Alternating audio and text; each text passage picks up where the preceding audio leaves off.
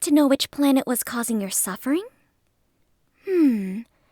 How about Earth? Hey everyone, Brandflakes here, back with a new Shadowverse 2 video.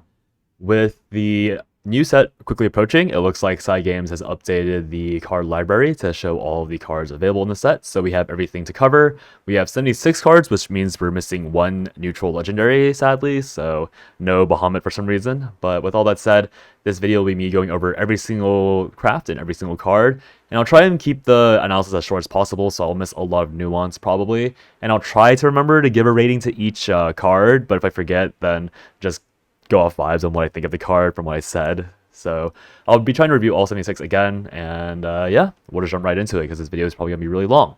Starting off with the neutrals, the first card we're going to go over is going to be Rune. Rune is going to be the 2-mana 2/2 bronze follower for neutral cards. Fanfare, if you've unlocked Super Evolution, evolve this follower. I think this card in Constructed is probably going to be like a 2 out of 5, and in Take 2 might be like a 3 out of 5.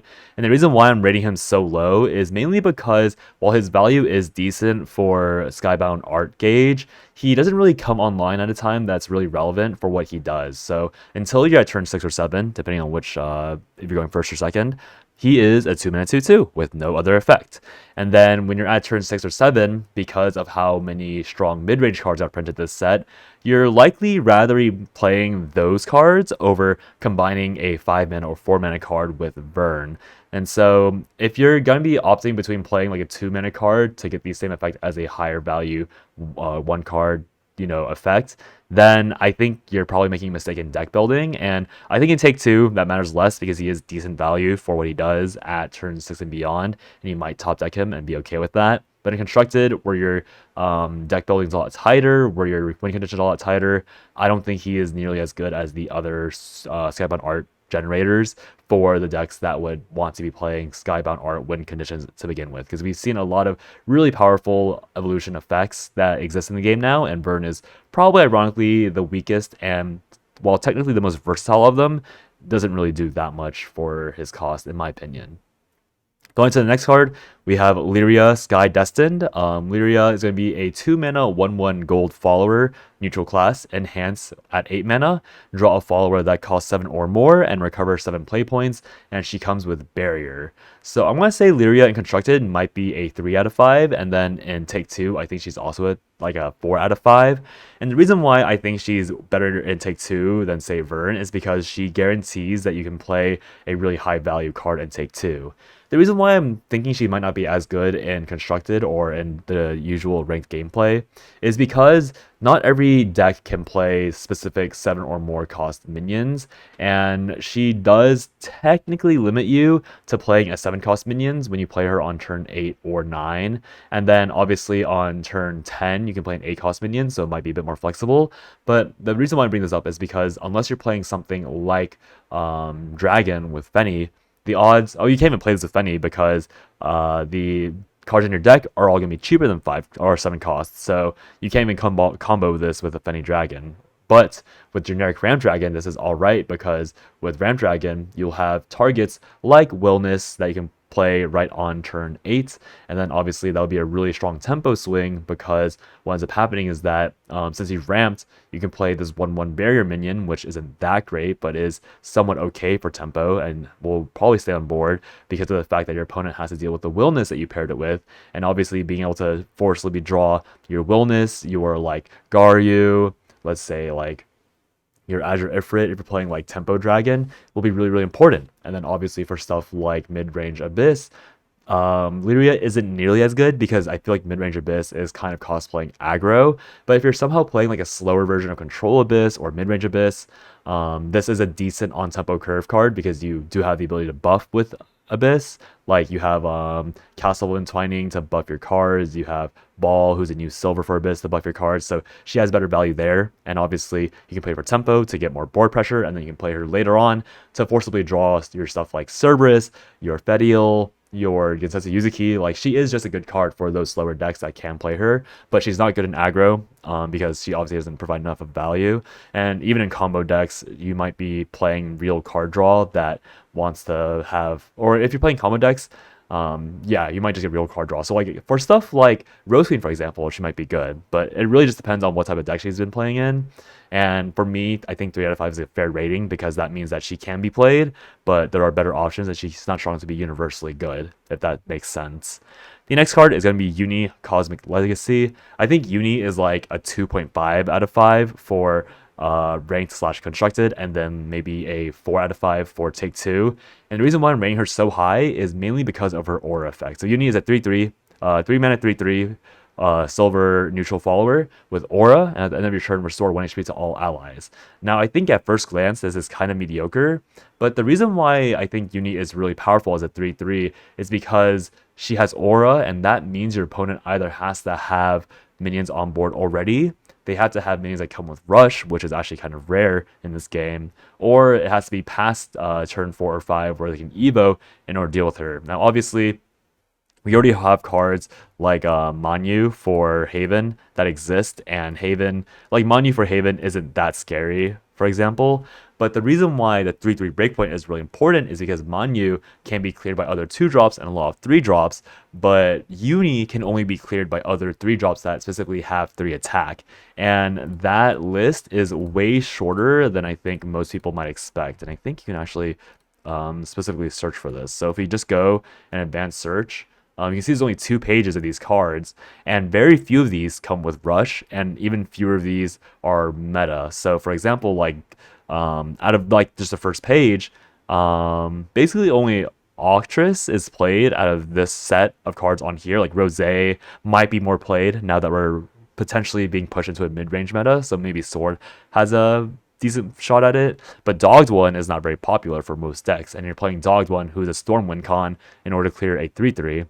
And then obviously on the second page we have stuff like Liufang and Yudi, which don't come with rush, so that means that you're playing down tempo and you might take that 3 damage. So in my opinion, Uni ironically ends up being a very good tempo slash aggro card because she is actually really hard to deal with due to the aura effect and her generous HP stat totals.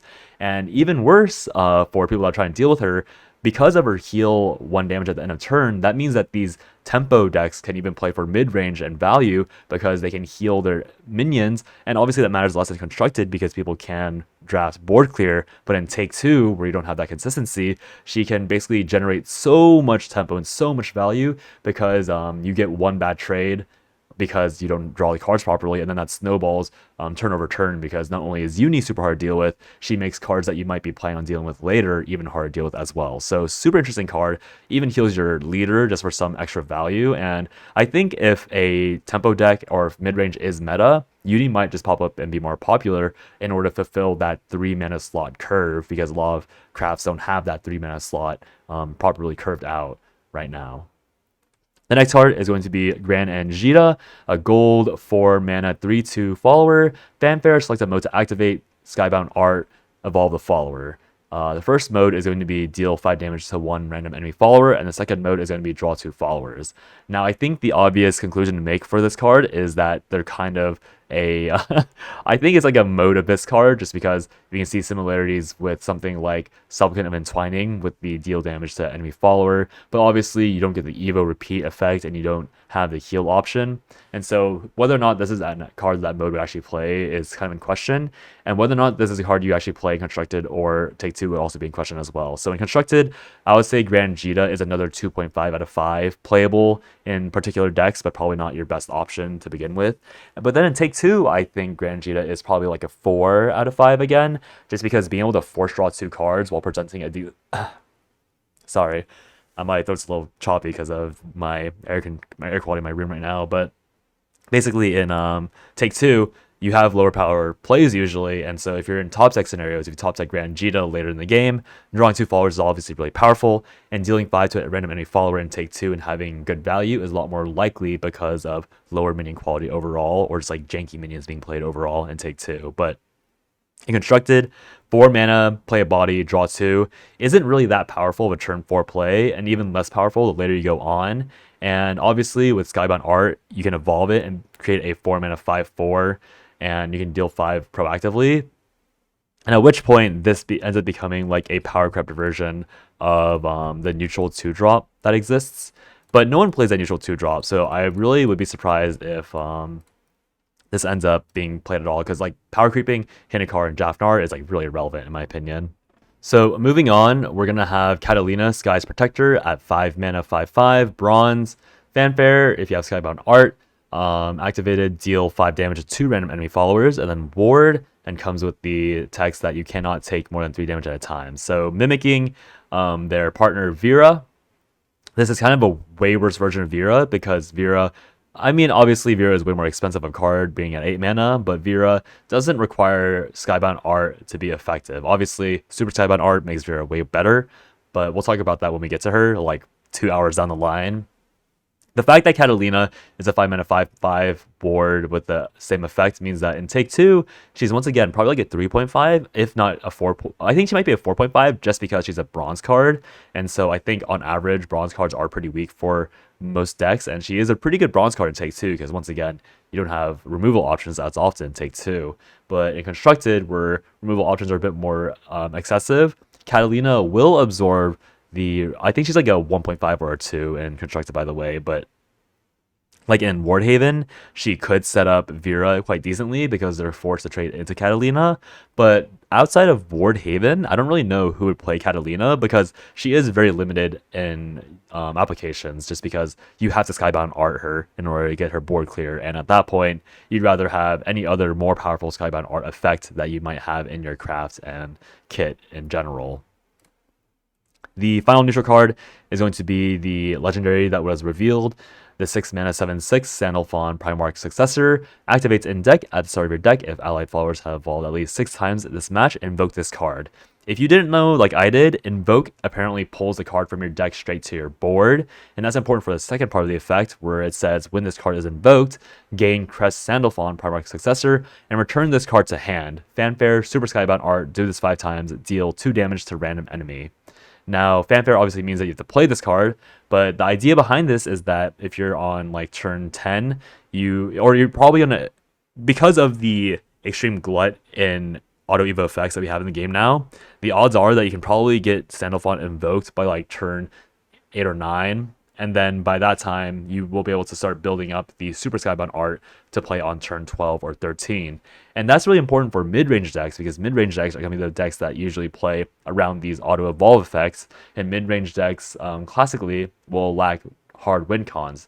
Obviously, certain decks like Sword and Abyss will have these better actual closers, but for example, stuff like Forest, stuff like, I think at least, like, if you want to play mid-range Haven somehow, if you want to play, like, even Portal to a degree, while they did have Orcus and some other closers, it wasn't consistent because you wouldn't have those cards in hand by that time. And obviously, your turn-by-turn play wasn't as powerful as Sword. Like, Sword has a plethora of finishers, but Portal really just had Orcus and maybe Liam if you had Puppet support. But Sandalphon closes that bridge and allows you to not only do 10 damage to your opponent board if you manage to board clear, but also can board clear himself because of the fact that his 2 damage might deal damage to random enemies. And his crest does give you a little bit of healing, which is it's like 2 HP. I think that's mostly to prevent you from bouncing too many Sandalphons back to your hand if you manage to invoke multiple times like that quickly. But basically, I think Sandalphon might be a decent pickup. So I think in constructed he's at 3.5 out of 5 just because he might be a mainstay of mid-range decks, but he's not that impressive. Maybe like a 4 out of 5 if mid-range ends up being really powerful. And then in take 2, I think depending on how often you can draft the auto evo effects, he might be like a 2 to 3 out of 5 just because he does require you to build a deck around auto evolutions or evo value in order to invoke him, in order to build his Super Skybound art later on after you've invoked him. So interesting card. I think like a slightly above average, definitely better than the other neutral cards we've seen, but not so game breaking that he alone defines mid-range meta. But I think he is a really important piece for mid-range meta in order for them to succeed. So moving on, going on to Forest. Forest, we have 10 cards per craft. The first card we have has not been revealed before, so this is the first time we're seeing it on this channel at least. 1 mana spell called Starry Sky. Deal 2 damage to random enemy follower. Combo 5. Crest, gain Starry Sky. Countdown, last words. Deal 1 damage to enemy leader and add a Starry Sky to your hand. So this will return to your hand at the start of your next turn because your crest counts down a start turn, and then you'll ping the opponent and add a Starry Sky. And now this card, I think in Constructed, in my opinion, I think this card is like a 4 out of 5 because you can build around the combo effect really easily. But then for Take Two, I think it's like a 1 out of 5 just because it'll be really hard to actually build around this. Now, am I overrating this card? Probably. Because with the combo 5, you actually have to spend a lot of resources to get this to actually activate. But if you're thinking about like your turn 5 or 6 plays, like Forest does have some decent examples where you only want to do 2 damage. So like there's a lot of examples where you're playing Bug Alert last, or rather you're playing like Eradicating Arrow last, or Damage from Above last, and you only need 2 damage. And obviously there are like hand glut issues with Roach, so I don't think this is a Roach card. I think this is a Rose Queen card, and that's really important because Rose Queen needed a bit more value over time, and dealing 1 damage to enemy leader can create some breakpoints for Rose Queen to have better consistency, because you don't need to go from 20 to 0. You might be able to go from like 18 to 0, which is 1 less Bramble Burst. So I think for deck building potential, Starry Sky is actually quite interesting just because having permanent value from it is quite cool. Obviously, you can't have multiple Starry Sky crests at once. You can only have 1 at a time. But let's say you manage to build something like Titania. Titania Fairy is 1 combo, Starry Sky is another combo, so you only need to play 3 more cards as Forest, which might be really easy to do with something like Goblet Staff. So having constant pings is constant pressure, and having a 1 mana deal 2 to random enemy follower is alright. So maybe 4 out of 5 is a little high for this card, but I think there's a lot of potential for it to be played in the future.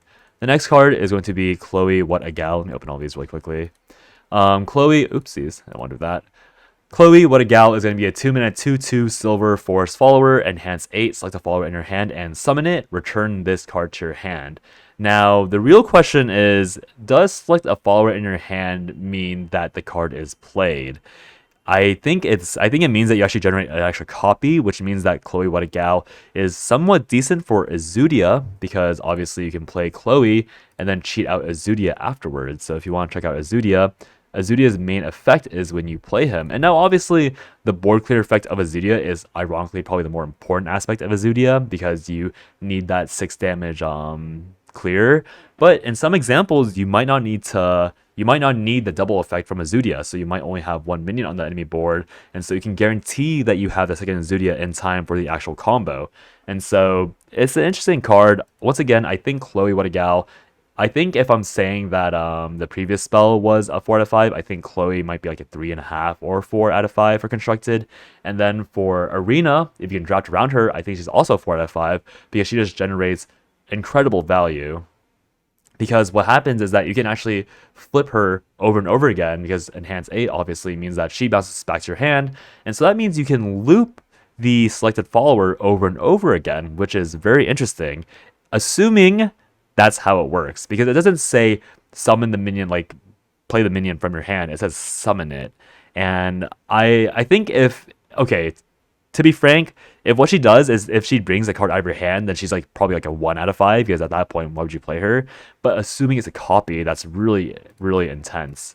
Because let's say, for example, like that means that you can play something like Azudia. Obviously, Azudia works really well for Forest.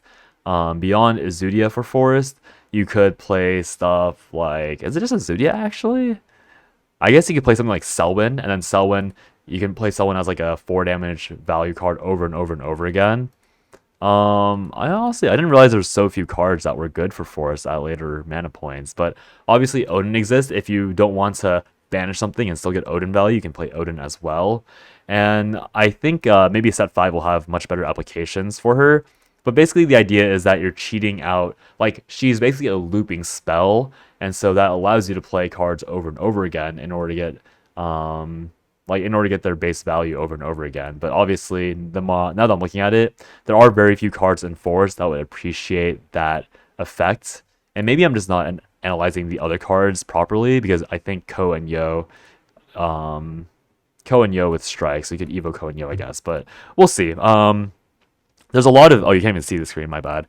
There's a lot of potential for Chloe, and I think if a force that can find that particular abusive interaction, she'll be much better. But I'll lower my rating for her constructed down to like a 3 until that interaction is proven. But she could break the game pretty quickly on set 5. Now, the next card, Awar Cat, the legendary for Forest, 2 mana 2/1. When personified, fanfare, Skybound art, recover 1 evolution point. Mentioned this a lot in the previous analysis of her, but basically, if you have a way to make Evolve Forest work, she is quite decent because she gives you a lot of value over time, and she's also like an okay tempo play. The issue with Evolve Forest is that you need a lot of card draw, and you need a lot of things to target with the Evos. And from what I've seen, it doesn't seem that well supported, so I would say Awar is like a 3 out of 5 in constructed because she is important for that mid-range slash evolve heavy aspect of Forest. And I think in Take 2, Forest does play pretty slow and does play pretty slow. So I think in Take 2, she's like a 3.5 out of 5 because she ends up giving you decent value in the long run. And once again, Take 2 is a value game. The next card is going to be Comet Drive, a 2-mana bronze spell. Select the enemy follower on the field and deal 4 damage. If there's an evolved allied follower on the field, draw a card. Last set, I rated Bear Swipe as a 5 out of 5, and I was totally wrong, and it ended up being like a 3 out of 5, and only played in Azudia very often. And I think Comet Drive is actually worse than that, because it's more conditional to draw that card, and less flexible for that reason. You have to Evo. And obviously, we have a lot of Evo effects in this game now, but I think a lot of forced Evo Evo targets are cheap enough to combo with Bear Swipe. So in my opinion, I think Comet Drive is going to probably be a bit lower than Bear Swipe in rating, so I'm gonna say Comet Drive is a 2.5 out of 5 in constructed, and then in Arena I'm gonna say it's like a 2. It's gonna be like an average card, so another 2.5 out of 5 in Take 2 because it is board clear, and you could probably get the value pretty often from evolving it. But once again, it's probably just not better than Bear Swipe is because the hitting an evolve allied follower, while more common for Forest now, is about as difficult as it is for Bear Swipe. But Bear Swipe can be played without being forced to evolve a lot of the time, so I think Comet Drive is not that interesting or great. Next card is going to be Alfheimer. Probably mispronounced that. 2-mana gold spell, select a mode, Super Skybound art, activate all of them instead. First mode is draw a card, heal 1. Second mode is give all allied followers on the field +1/+0 and rush. And third mode is give all allied followers on the field +0/+1 and ward. Now, it was pointed out to me in my initial teaser video that this combos very, very well with Cynthia, because Cynthia obviously with Arya makes 2 fairies, and then so what would happen is that you play 2 fairies, play Cynthia, have a board of 4 fairies, Evo Cynthia, so now they're 2/1 fairies, and then you would play Alfheimer to make them all 3/1s. And so with Cynthia Super Evo, that means you have 4 3/1 fairies, so it's 12 damage, and then a ping from Super Evo from Cynthia means that you deal 13 damage with a technically 5-card combo, but obviously the 2 fairies are a little less harsh on the combo requirement if you have Titania and other fairy generators. And so if we're talking about an 8-mana deal 13 for Forest, for mid-range Forest and tempo Forest, that is quite decent. The question is if Alfheimer is flexible enough for a mid-range slash tempo Forest to play, and I think it is almost there. Being able to draw cards is important because I did mention that you need to be able to draw cards or have more card draw for Evo Forest to be good. And obviously having more burst options through Cynthia is also quite nice. But the issue with Cynthia, in my opinion, is that I'm not convinced that Arya is good in this mid-range slash tempo Forest, because Arya is actually a really bad card to play for tempo because she trades into so few high-value mid-range targets on other crafts. Now, if you can make Alfheimer work, then it'll be quite decent. So I think Alfheimer will be like a 3 out of 5 for constructed, and then maybe a 2.5 out of 5 for Take 2, just because it's taking value, it's taking a slot of much better gold cards for Forest, in my opinion. So another mediocre card, but has decent burst potential in constructed, so we'll see if that ends up panning out for those mid-range Forest decks.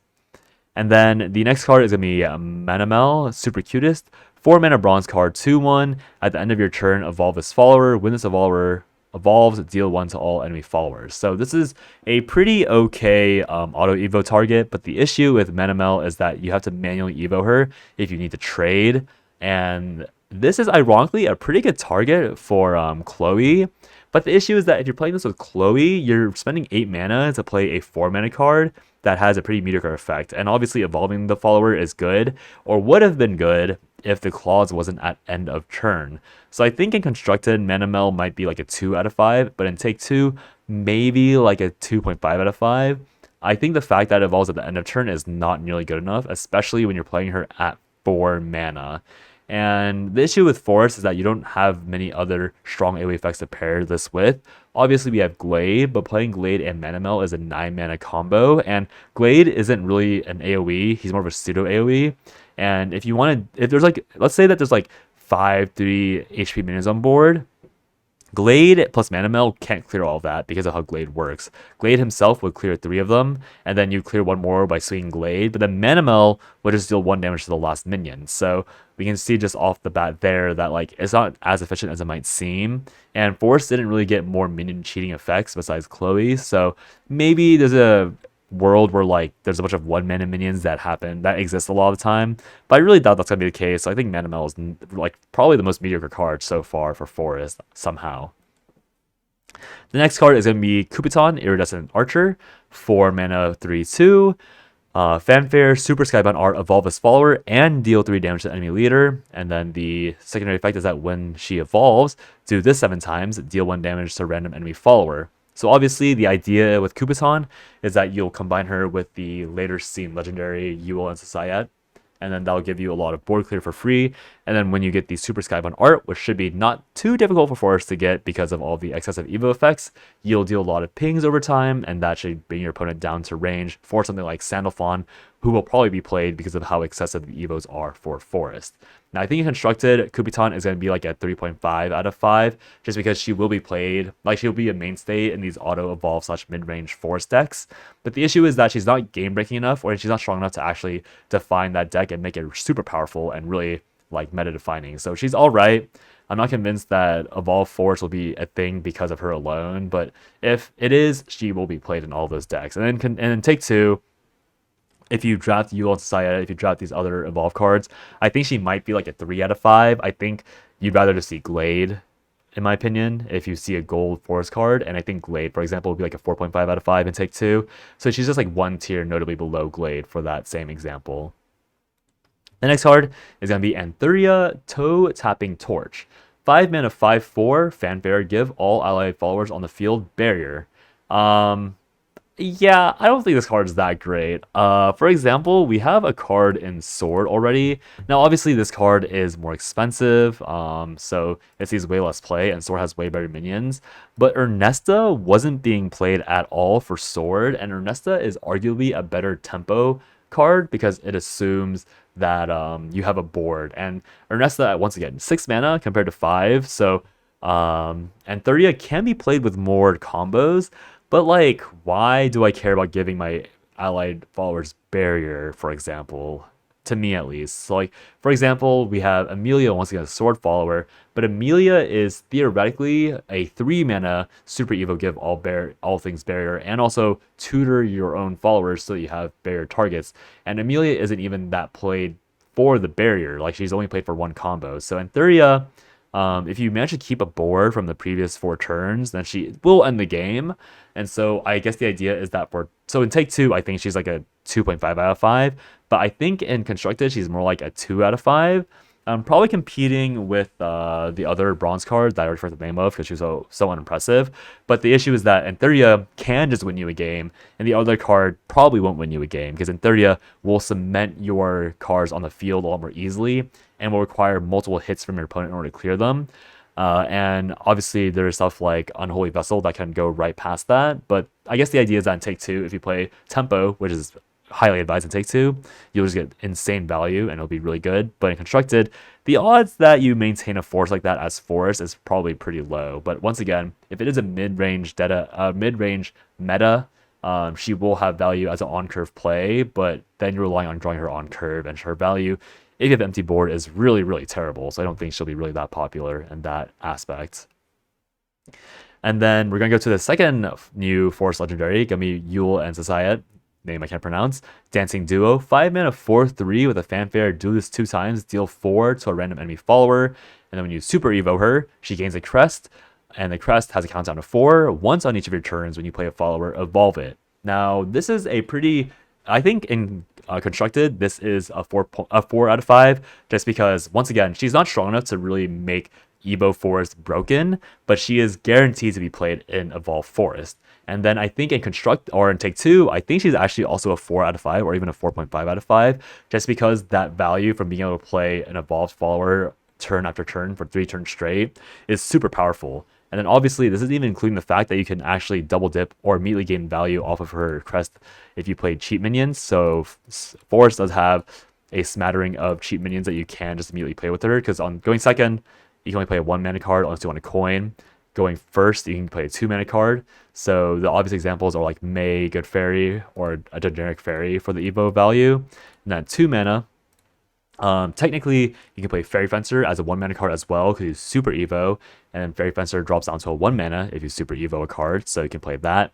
And obviously, like, Fairy Tamer is going to be quite common, Lily will be quite common, Straight Beastman might be played just for some more efficient value, and we also obviously have like a bunch of 2 mana cost neutral cards you could play. And then going beyond that, like if you Super Evo Yuan Sayat beyond turn 6 and 7, you can play other cards with her. So she is quite decent, and she is obviously the main engine for ripping out Sandalphon from your deck and supercharging your Kupitons in your hand. And obviously she activates Kupiton in the future turns very, very efficiently. So she is very good and basically required for Evo Forest and Midrange Forest, but I'm not convinced that she breaks the game and makes that archetype super powerful, which is why, again, she is not a 4 out of 5 or 4.5 or 5. She is just a 4 out of 5 in my opinion. And the last card we have to cover for Forest is going to be Ko and Yo, Love and Hatred, or if you want to pronounce it more, I guess, like westernized, Ku and Yu. I don't know if that's going to be correct. I'm pretty sure it's Ko and Yo. They are rather a 7 mana 8/6 with the effect can attack 2 times per turn, and then Strike is restore 3 HP to all allies. Now, this is really interesting because you can Evo Ko and Yo in order to get the Strike effect immediately, and obviously with Yul and Sayat, they will auto Evo, so you don't even need to spend an Evo if you get UL and Sayat online. So that's really important to remember. And then obviously with Strike healing 3 to all allies, once again, you can punish your opponent super hard for leaving minions on board. And then Strike, it says, activates when the follower attacks before damage is exchanged. What that means is that if you're trading into a 3 attack minion and Ko and Yo has only 3 HP left, they will actually survive that attack.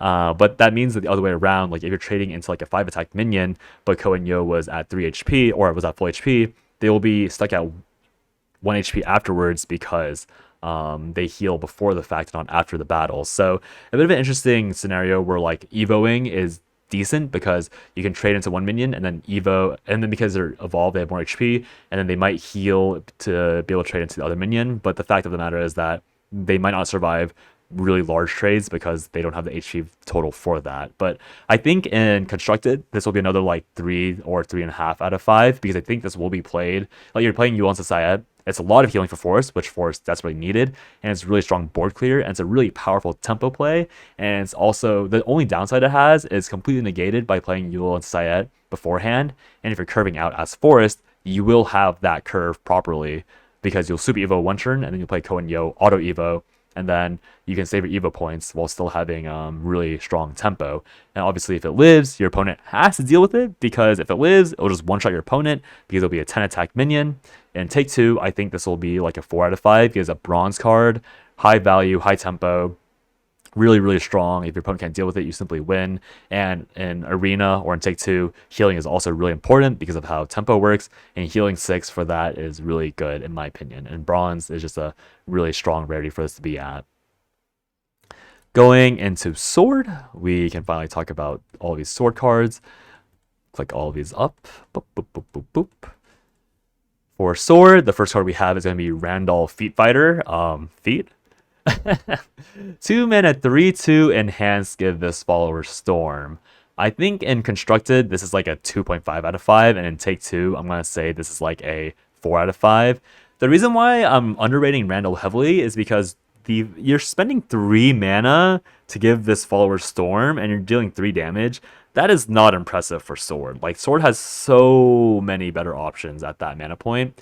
And if the meta does turn into mid-range, you won't be able to afford to play this at 5 mana to get Storm. Now, obviously, a 2-mana 3/2 rarely exists in this game, and 2-mana 3/2 in this game will be really powerful because if it stays on board, that means you're cashing out a ton of damage. And so for that reason alone, I think it is going to be like a 2.5. Like, he will be playable if you want to, and he will be better in Take 2 because the odds that your opponent can clear him is way lower. But in Constructed, if it is a mid-range meta, the odds that Randall stays alive is super low because your opponent will be playing 2-mana minions and will trade into Randall. Your opponent will be playing board clears because they have to against mid-range metas, which will mean that Randall won't exist. And if you're playing this later on against mid-range decks, you can't afford to enhance him because, once again, if your opponent has a board, you can't play Randall because if you go face with Randall, you'll just die next turn to your opponent's board. So that's why I think he's better in Take 2, just because the tempo is more valuable and the odds your opponent gets this tempo, like the odds that your opponent gets strong tempo is a lot lower. And in that case, like, Randall is really good because he is that damage closer you need. He is some scratch damage. He is high value and a high aggressive pressure. But in Constructed, where people can play around that and will be playing around that, he drops off a lot in my opinion. The next card is going to be another bronze card for Sword, Arthur Staunch Dragon, a 3-mana 2/3 with Ward. When you evolve him, you summon Mordred, Illusory Lion. You can see down here. Mordred, we'll cover Mordred later, but Mordred is a 3-mana 2/1 with Storm, and the evolve is summoning Arthur. So yeah, I think the value of Arthur is, well, we'll have to see. But basically in Constructed, I think he's another like 2.5 out of, or no, I think he's a 3 out of 5 because he is notably better than Randall because you get the Evo value. And in Take 2, I think he'll be another 4 out of 5 because of the Evo value. The issue is that I'm not convinced that on turn 4 and 5 you want to play Arthur, Evo Arthur, and then like clear one minion and then go face with Mordred. Now, obviously, that's really efficient because that means you're cashing out 2 damage for the Evo while still clearing, and that is quite good. So maybe Arthur deserves to be like a 3.5 out of 5 because of that value alone. I'm just not really convinced that like a generic 3-mana 2/3 on curve is something that Sword wants to play when they have stuff like Vows and other potential 3-drops you'd rather play over that. So in Take 2, I think, yeah, like 4 out of 5 because you get extra value and more storm damage, but otherwise, like, I'm not really sure like why he's that strong and Constructed. But obviously you could flood the board. Like having a 4/5 and a 2/1 is really decent on turn 4, 5, 6, and beyond. But like it's not that great. Like again, the mid-range power level of this game is skyrocketing very heavily, and this is not that particularly insane in my opinion. Moving on, we'll be talking about Mordred. So Mordred was obviously covered pretty much fully in the Arthur section, but might as well give him his own highlight. Mordred is a 3-mana 2/1 sword follower when it comes with Storm, and then evolve, you summon Arthur Staunch Dragon. So I think if Arthur was like a 2 or a 3, I think Mordred is actually 1 tier higher at like a 3.5 and Constructed, and then like a very solid 4 in Take 2, just like Arthur. Mainly because with Mordred, you're getting the value of the Storm immediately. And so on turn 4, if your opponent has a small board, you could risk going straight to face with Mordred. And now I guess it comes down to whether or not you value the extra damage to face more than you value actually having a minion to trade with. And I think that'll end up flipping how you see it. Because if you think that the taunt minion being able to trade is more important than getting the 2 extra damage on Mordred with an Evo, then I think we flip it and say Arthur's 3.5 and Mordred's it's 3. But it really just comes down to your personal preference on how you want to rate these or weight those values. The next card is going to be Feather, a Bombastic Brawler, a 3-mana 5/4. Period. No effect at all. Obviously, a very overloaded vanilla drop. 3-mana 5/4 is easily the best static minion in the game, but it has no other effect. So in Constructed, I feel like, once again, if mid-range / aggro / tempo is very, very popular, I think Feather ends up being another 3.5 out of 5 for Constructed. He is no effect, so he's literally only good if you play him on curve. So he's very Amataz in that regard. But he doesn't require you to play quote-unquote bad minions or bad tempo plays leading up to Amataz. So he is kind of like a better version of Amataz in that sense, because Amataz is only really good when he's a 4/4 or a 6/6. Obviously, he can go to 8/8, but that requires some card burning and going second shenanigans. And obviously Amataz has better applications later on, and even Amataz isn't good later on in the game, and so Feather having nothing, it makes it even worse. So I think in Take 2, he's probably like another 3.5 or 4, just because again on curve he's absolutely insane, and you probably will win games just going on curve. But the fact of the matter is that if Amataz can be cleared at higher breakpoints, then Feather can be as well.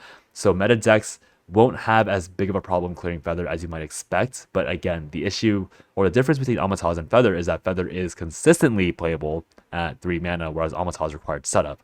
So I guess you could bump Feather up to like a 4 with that, but I'm pretty sure the fact he's lacking any auxiliary effects really brings him down quite harshly, even though he is just a really powerful vanilla minion that you probably keep on mulligan every single time.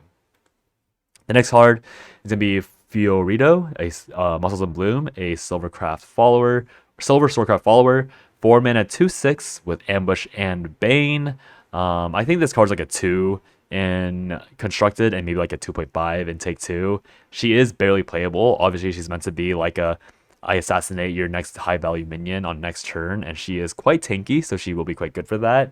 And the value aspect is once again better for Take 2 than it is Constructed, and I guess it's just pack filler because Sword has a lot of decent on curve mid range plays now, and she's just there to like dilute their pool to make it a bit worse. I think she's not that interesting, she's not that amazing, but with Ambush, I mean, I guess you could play this into the next spell we're going to talk about on Sword, and she might be good in that aspect, but why not just play the 4 or 5 ambush ninja at that point if you really wanted to set up a ambush follower for yourself. So the minion I'm talking about is going to be, oh, it's actually a 5 mana. Okay, so maybe there is a application. I was thinking of Night Shadow Ninja Master as the setup for the Knightly Ardor, or whatever the card is, spell, but maybe this card does have value in like a cheeky 10 damage in 1 turn on Super Evo when you play Knightly Ardor. So I doubt that's going to happen, and I doubt she's going to be played, but I guess there is good applications in Take 2 at the very least.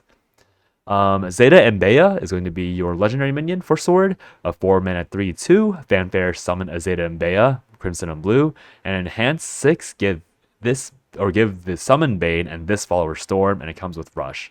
So combined with Feather, Sword has some of the most disgusting tempo plays, even worse than what they had in set 1, 2, and 3.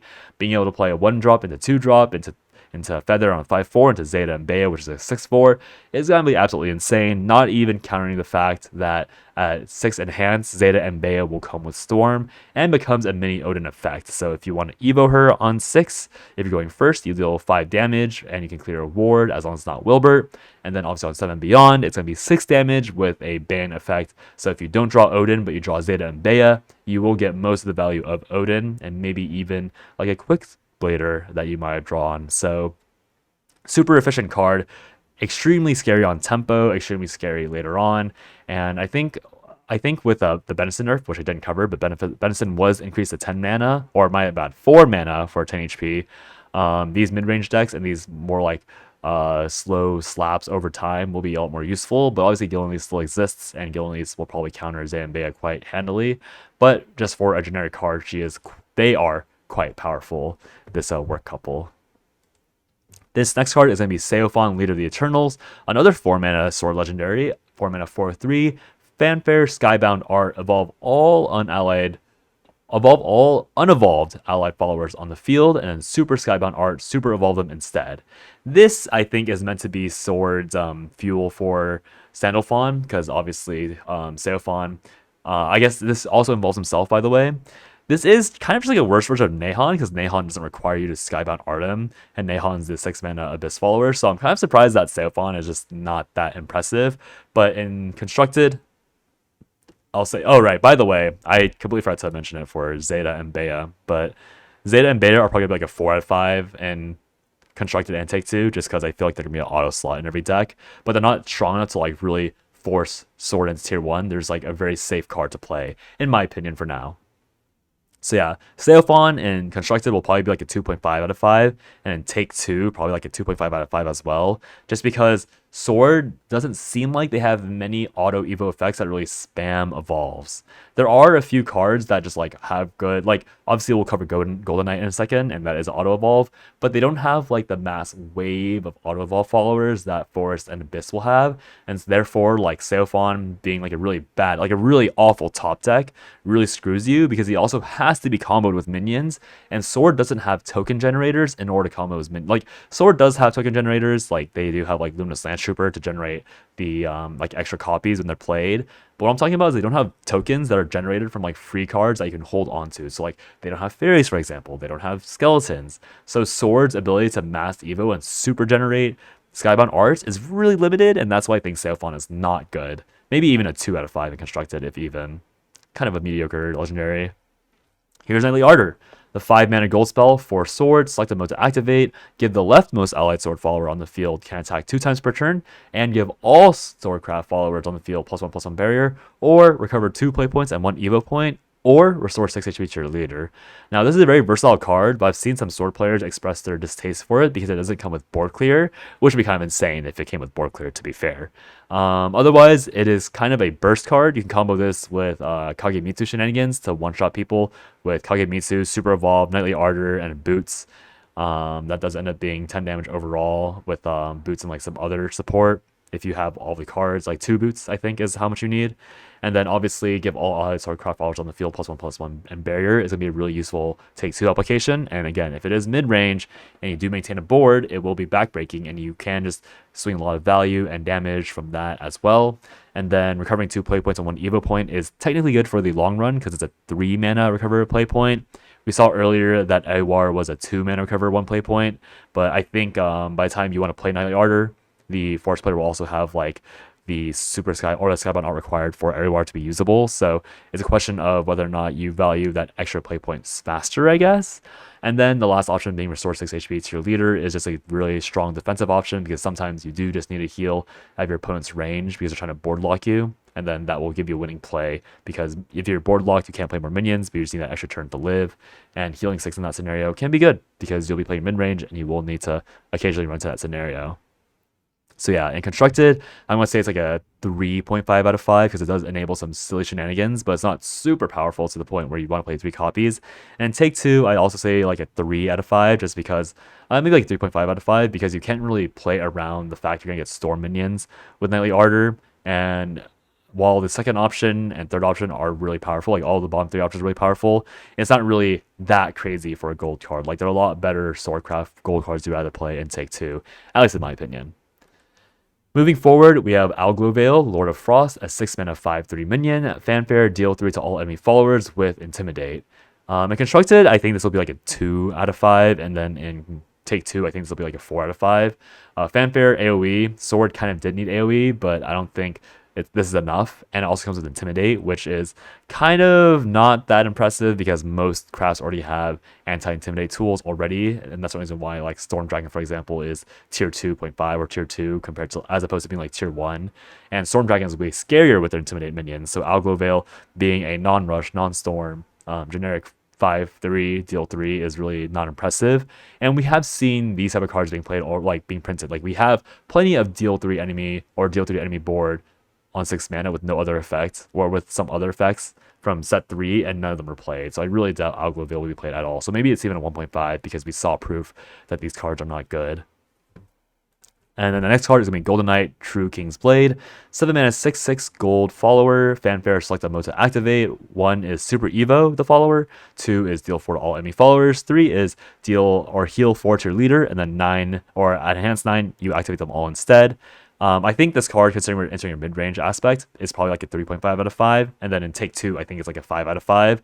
I think this card is insanely broken in Take 2, by the way, just because it does so much.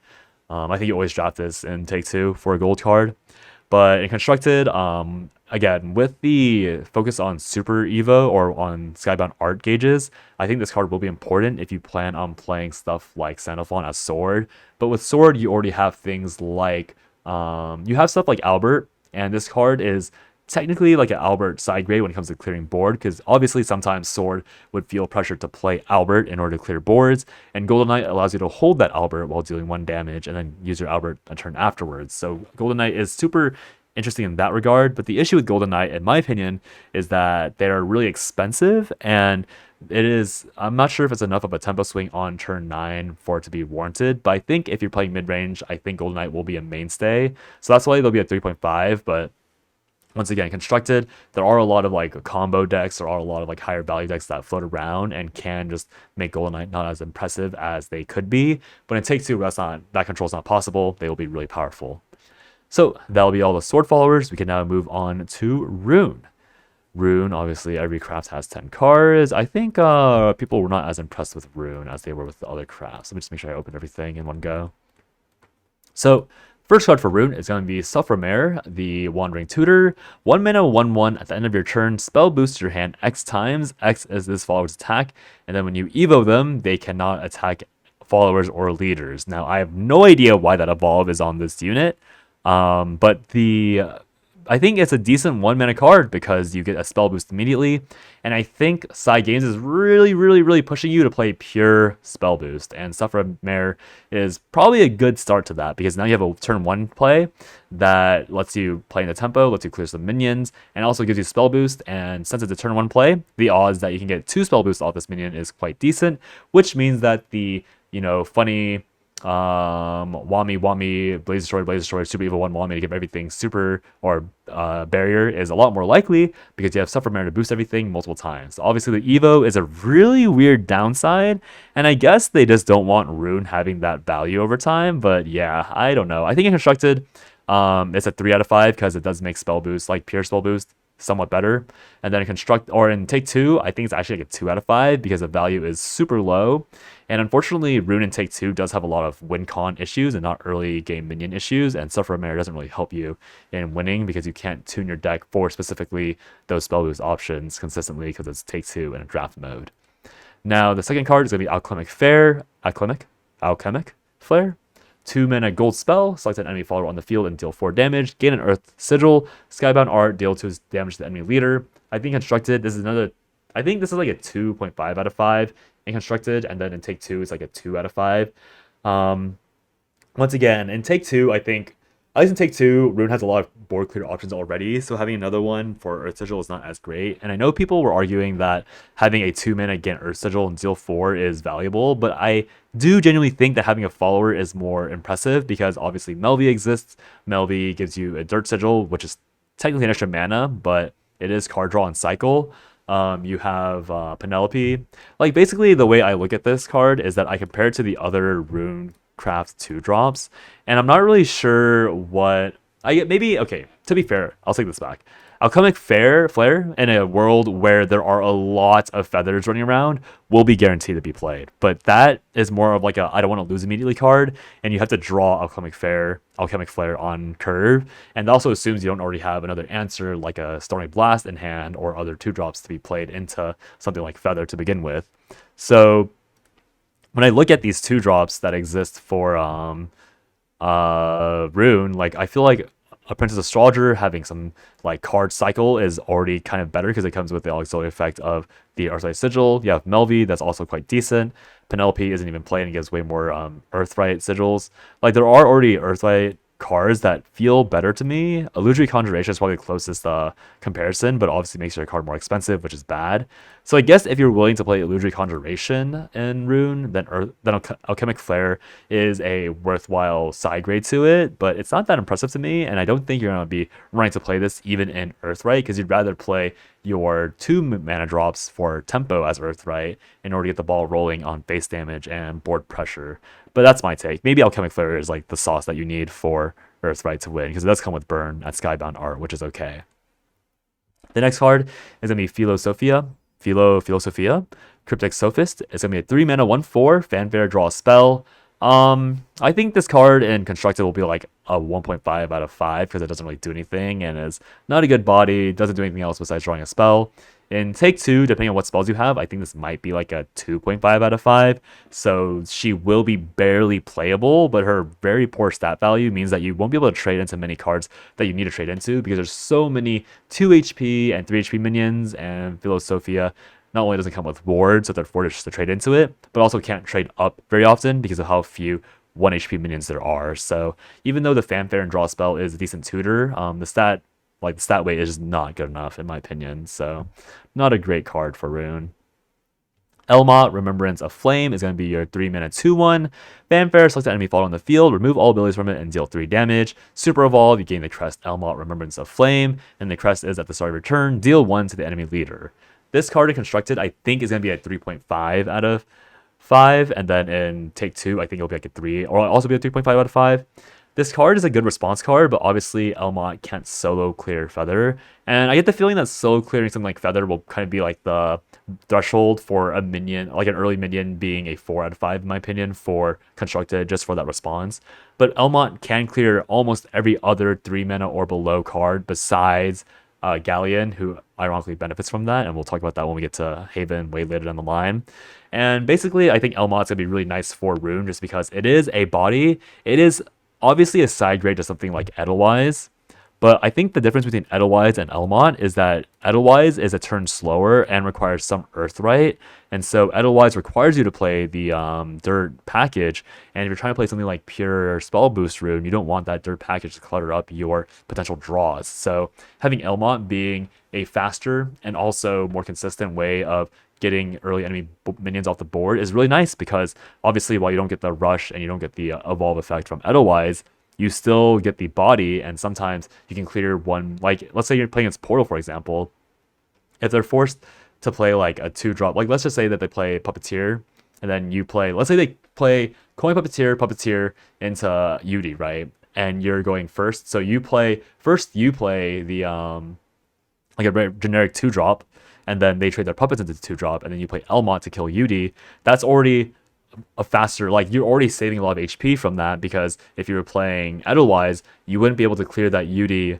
I guess in that case, you wouldn't be played yet. So you clear one Puppeteer, and they would have cleared your 2-drop with that Puppeteer, but then they have to play Yudi, then you get to trade out that other 2/2 as opposed to letting it live one more turn like you would with Edelweiss and taking extra damage. Like you just save a lot more HP with Elmont in the early game if they early curve on you and you can't actually clear it. So that's why I think he's a 3.5 and relatively decent for Rune. The next card is going to be Womdis, Water Personified, 3 mana 0/1 on spell boost. Give this follower +1/+1. Fanfare, spell boost your hand. And when you super evolve, you select a mode to activate. The first mode is give all other allied followers on the field barrier. And the second mode is deal X damage split between all enemy followers, and X being the follower's attack. Now, the real question is, will the Fanfare boost Wami's stats herself while she's played? If so, I think she'll be like a 3.5 out of 5 because she will be decent in this like tempo oriented spell boost. Otherwise, she's like a 3 out of 5. I think in Take 2, she is also a 3 out of 5 because if she snowballs, she's actually really powerful in Take 2. But the issue is that then you have to draft a lot of spell boost, which is really rare or really inconsistent and not reliable. So I think Wami is a little bit better than we initially expected because there is a lot more spell boost support coming out. And there is the god, like the super god role for spell boost Rune. We're on turn 6 going second. You can play like Womdis, Blaze Destroyer, Super Evo. And then that means you have like a 13 14 Womdis and a level 12 Womdis with Barrier. And then 2 8/6 minions with Barrier. And obviously stuff like Haven can clear that. But that is a terrifying board. Like that's probably the best board swing you can have on turn 6. So there are high roll potentials for spell boost Rune. I'm not going to assume that's anywhere near a tier 1 deck, but if you really want to play Womdis and you really want to play spell boost, like pure spell boost, there are routes for you to go because you can just win the game on turn 6 if you hit that super lottery with like all the spell boosted needed minions in your hand and then getting spells over and over again. So like there is that potential. It'd be really funny seeing it played, but only if I'm the one playing it and if only I'm watching other people play it, not if it's happening to me, you know what I mean? So I think she is a bit better than we initially expected, but yeah, super high roll potential for her in order to make it work. The next and second Runecraft Red Legendary, can't speak, is going to be Cagliostro, Genius Alchemist. Cagliostro is a 4 mana 5/4 with a Fanfare, gain 2 Earth Sigils, add an Ars Magna to your hand. Skybound art, evoke this follower, and if you're at Super Skybound art, you gain the Crest, and the Crest is at the start of your turn, Earthright 1, add an Ars Magna to your hand. Now, Ars Magna is going to be a 1 mana spell, select an enemy and deal 2 damage, and restore 1 HP to your follower, or to your leader. Now, I think in Constructed, this is another like 3 and a 3.5 out of 5, just because you do have to build around her. She does come with Earth Sigils, which means that your Edelweiss, your Normans, your other Earthright cards will be really powerful.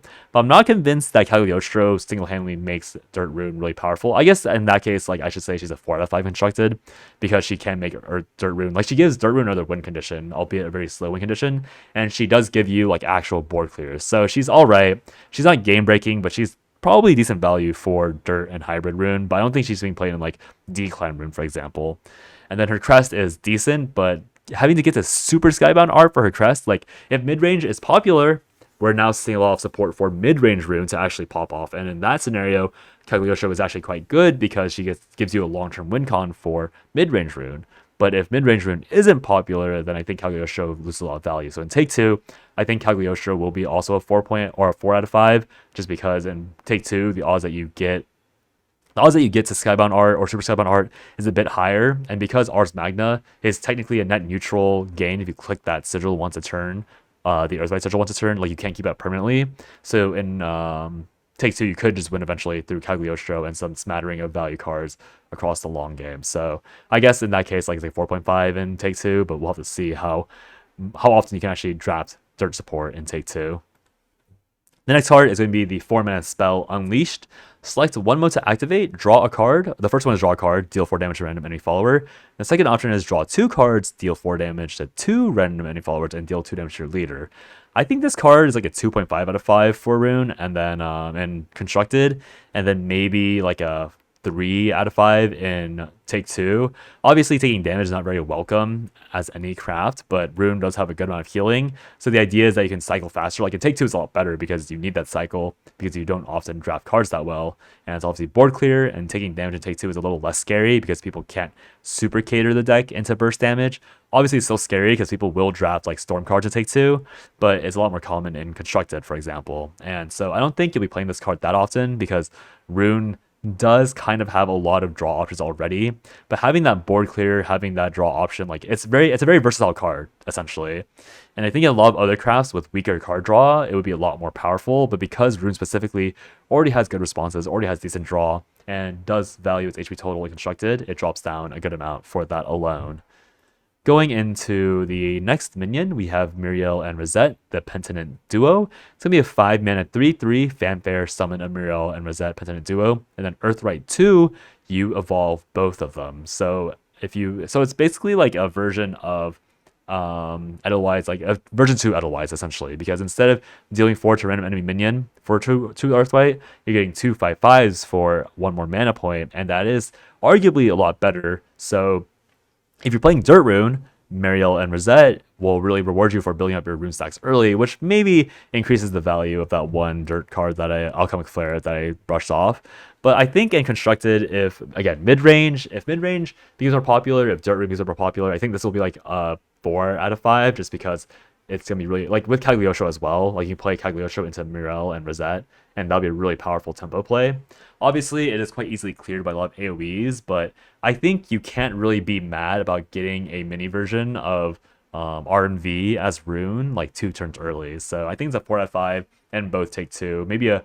Actually no, it's a 4 out of 5 in Constructed, but I think it might be like a 5 out of 5 in Take 2 if you get any Earthright, because being able to play both of these 5/5s, and especially as a silver, like this is a really powerful tempo play in Take 2.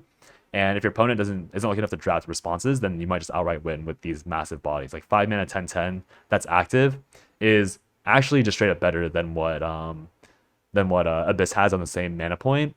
And obviously you are sacrificing Earthright, but like Earthright, is that really a real resource if you're building towards it? Like as long as you're not like full all-inning on the Lantham, I think Earthright's pretty generous. So I think it's gonna be a fair trade for Rune. Moving on, we have Ezecrane, the Portent of Vengeance. Is that how you pronounce his name? Ezecrane? 6 mana, 6/5 Fanfare. Select 2 enemy followers and deal 4 damage to them. Gain 2 Earth Sigils. I think this card is maybe like a 2 out of 5 in Constructed, and then in Take 2, a 4 out of 5. The reason why I think it's a little worse in Constructed is because a lot of minions will have way more than 4 HP in Constructed. And you can clear tokens. Like, to be fair, if it's a mid-range meta, the point of this card coming out can technically outpace Super Evos, so you might get some really, really good value from that alone. That's why it's a 2.5. But the issue is that once you get to the later game, this card isn't nearly as good because you then have to Evo this follower in order to actually clear the bigger minions, or it's just straight up useless because there's a bunch of 5 HP minions on the board, in which case Ezecrane does nothing. So it really depends, again, on if it's mid-range meta, I think the value goes up a little bit because he will be really good for stabilizing and saving Evo points for Dirt Rune. And you also gain 2 Earth Sigils, which is very good for Earth Rune, obviously. But if it is mid-range, there's going to be a lot of high HP minions, which means that dealing 4 is ironically quite not enough. I think dealing 6 is probably the breakpoint you need to be objectively like a really strong anti-mid-range tool that doesn't come with Rush. Or if like assuming that you don't come with Rush, you need the 6 damage breakpoint. If you do come with Rush, then it's going to be a little bit more acceptable because you can clear those higher minions and clear the tokens / damage minions as well. But if you can't do that, it's going to be pretty mid in my opinion. And then the final rune card is going to be Rune Portal, 2 crafts in 1 name, a 7 mana spell, deal 6 to all enemy followers, and restore 3 HP to your leader. Speaking of dealing 6, this card might be okay. Once again, if the breakpoints on 7 mana is going to be 6 HP, this is a decent stall card. I think in Take 2, this might be like a 3.5 out of 5, but the issue is that in Constructed, it's a really expensive card, and odds are you'd rather be doing more. Like, you'd rather probably spend a Super Evo and play more cards as opposed to playing just Rune Portal and letting your opponent regain tempo. Because very likely what will happen in Constructed is that you'll play this card, heal 3 HP, and then your opponent will play a Storm card, and then you're behind because you have no board, you didn't play any setup, and while you did heal 3, they're going to immediately take it back with that Storm card. So I don't think Hybrid Rune's going to play it. I don't think Spell Boost Rune's going to play it. I think in Take 2 you might play this, because it's an extremely high value card in Take 2, and it is a bronze, but being good in Take 2, like maybe like again 3.5 in Take 2, and maybe like a 1.5 in Constructed. But I could be wrong. Maybe this is really powerful in Constructed, but a generic board clear to me doesn't scream super powerful at all in the current state of the game. Moving on to Dragon, we can get some good pace. Oh, Dragon, some of your cards are just really bad. So I had this rant about Mari. So Mari is going to be Meg's bestie. 2 mana 2/2 activates in hand. Whenever a 3 base cost allied follower super evolves, set the cost of this card to 0 until the end of the turn. At the end of your turn, give a random super evolved follower on the field +1/+1. Now we haven't looked at Meg yet, but spoilers, this card is absolutely poo-poo. This is the worst card revealed in the set by a massive, gigantic margin, and I am fully convinced that if this card was summoned off of Meg still wouldn't be a 4 out of 5 in my rank system. I think this card is like a 1, maybe a 0.5 out of 5 in both Constructed and Take 2, because you're playing towards, like, she is a vanilla 2/2, and then if you super evo with 3 cost, you play her for free. But the issue is that you don't even get the buff until the end of the turn. So you're being forced to hold this 2/2 in your hand until the end of the game. And then what your reward is literally a +1/+1 buff. So let's see the cards that just make this card super laughable. So first of all, we have, first of all, let's just say, first of all, Dragon already has like a version of this card theoretically, because Ocean Rider, when you're in Overflow, for 3 mana, you summon 2 2/2s. And so what is Mari doing? A lot of 3-drops in this game are 2/2s. Obviously, it's not that good of a comparison because the 3-drop you're playing probably has an auxiliary effect, but it's just like, okay, like at least with Ocean Rider, I don't need to hold a card for the entire game. I don't need to super evolve to play a 2/2. It just comes with it automatically, right? And then the other card we can point and laugh at with Mari is going to be Gelt. Gelt is basically like, obviously again you have to play this card and already get the super evolve, but you don't need a super evolve Gelt, and it buffs your entire board. Obviously with Mari or with Meg, Mari will gain ward, so it's kind of like a pseudo Gelt, but the fact you have to hold her and the value you get from her is negligible at best is absolutely insane. This is like I don't even know why they printed this. Like it should just be Meg and Mari besties. Like, why is the card not just Meg and Mari besties? Why are they 2 separate cards if they're obviously paired to be meant to be paired with each other? And you don't even get a mini Exodia for pairing them. You get like a crappy, like, oh, this should have been a summoning. I don't know. I'm just move on. This card makes me so mad. Like, this is by far the worst card in the game, and the art's so pretty too. Whatever. Moving on. Regaining my composure. The next card is going to be a 2 mana spell, Crescent 2 Bride. You gain a Crescent 2 Bride, counts on 4. At the end of your turn, give an allied random allied minion on the field +1/+1. This is going to be another 1 out of 5 for me in Constructed, and in I'll say in Take 2, maybe like a 1.5 out of 5, like barely better because you might keep the minion. What is this? Dragon, like getting a delayed buff, so you can't even use this to proactively trade. You're spending 2 mana in order to get +1 on uncontrollable allies that you can't even use. So once again, I have to point out that there are cards that are very similar to this that are just not played at all. Sword has Ancestral Crown. Now, don't get me wrong, Ancestral Crown does take up a board slot. It is 4 mana, but the main thing is that this is technically like as much as you can get as much as value as you want from this. It also lasts 4 turns. You can use the stats immediately if you have Rush or Storm. What is the point of Crescent Tube Ride? Did Dragon have such powerful decks that yeah, whatever. Next card is going to be Maximum Love Bomb, a 2-mana spell. Select an enemy follower on the field, deal 3 damage, and give it can't attack followers or leaders until the end of your opponent's turn. I think this card is actually like a 3.5 out of 5 for Constructed Dragon.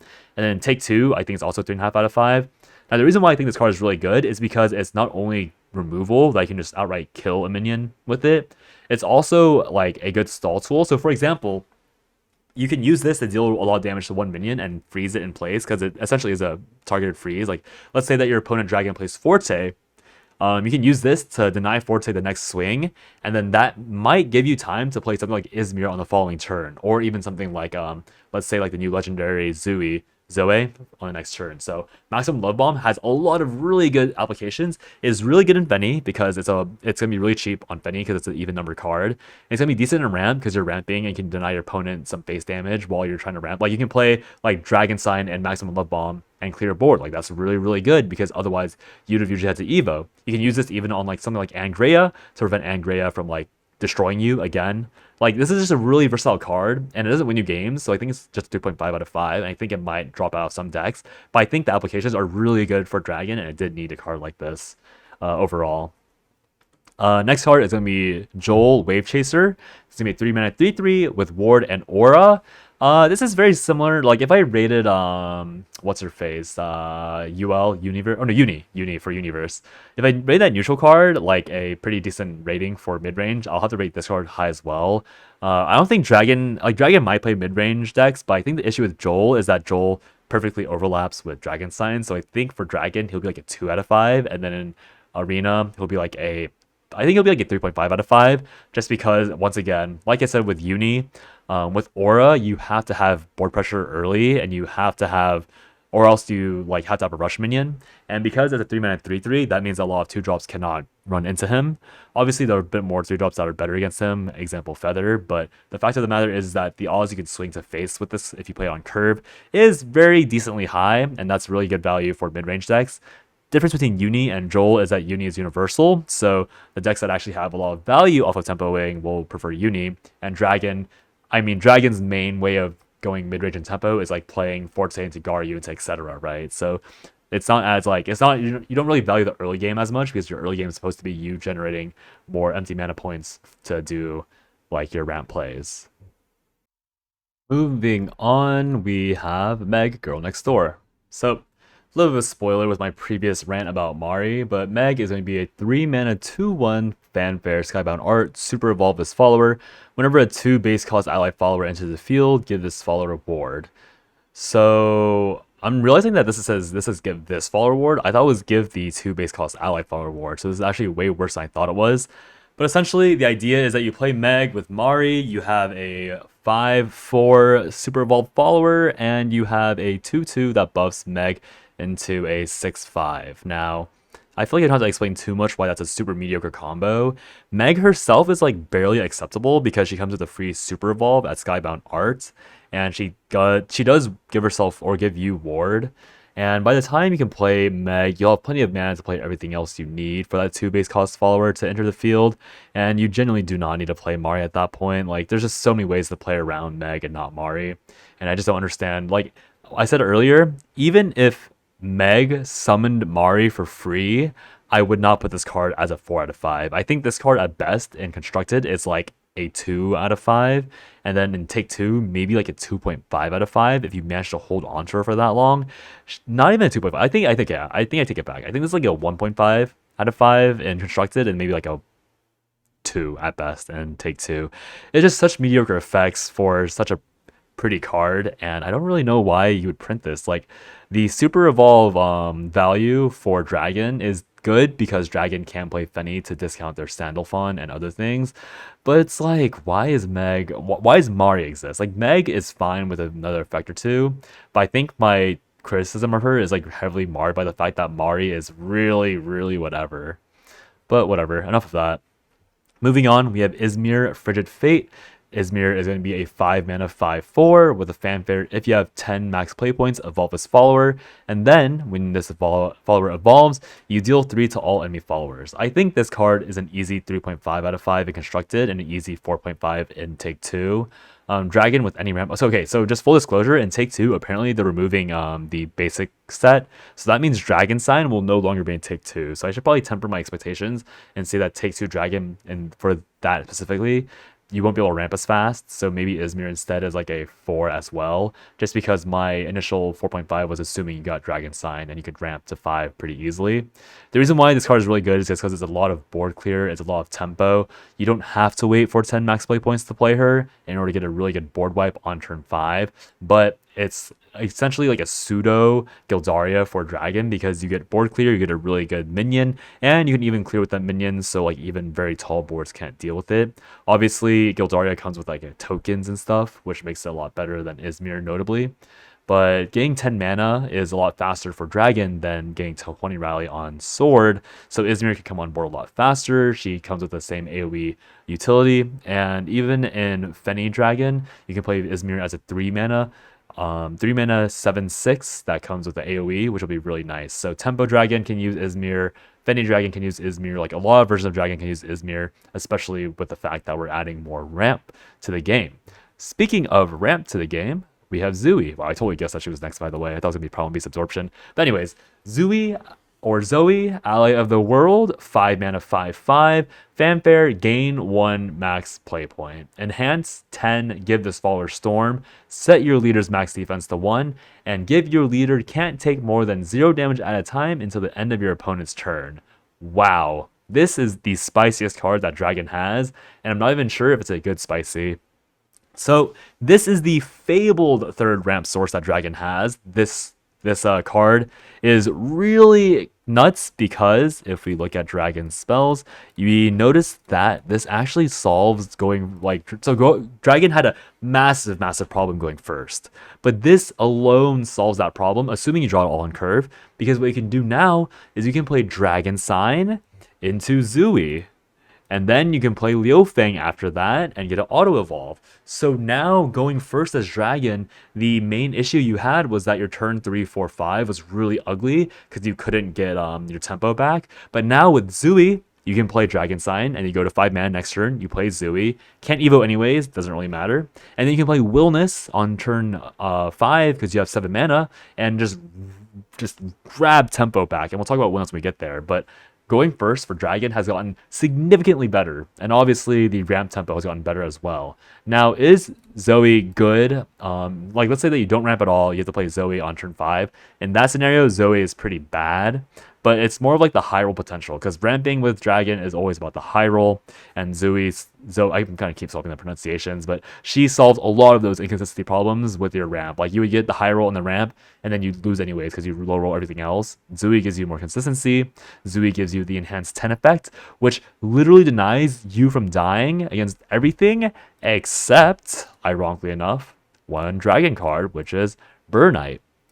Burnite's effect would trigger at the start of your enemy's turn, so the moment that you end your turn as the Burnite player, the Zui leader effect would immediately disappear. Oh, you can't even see Burnite, my bad. At least, yeah. Burnite, Super Evo, give your opponent Crest. Whoop, where'd you go? Hello.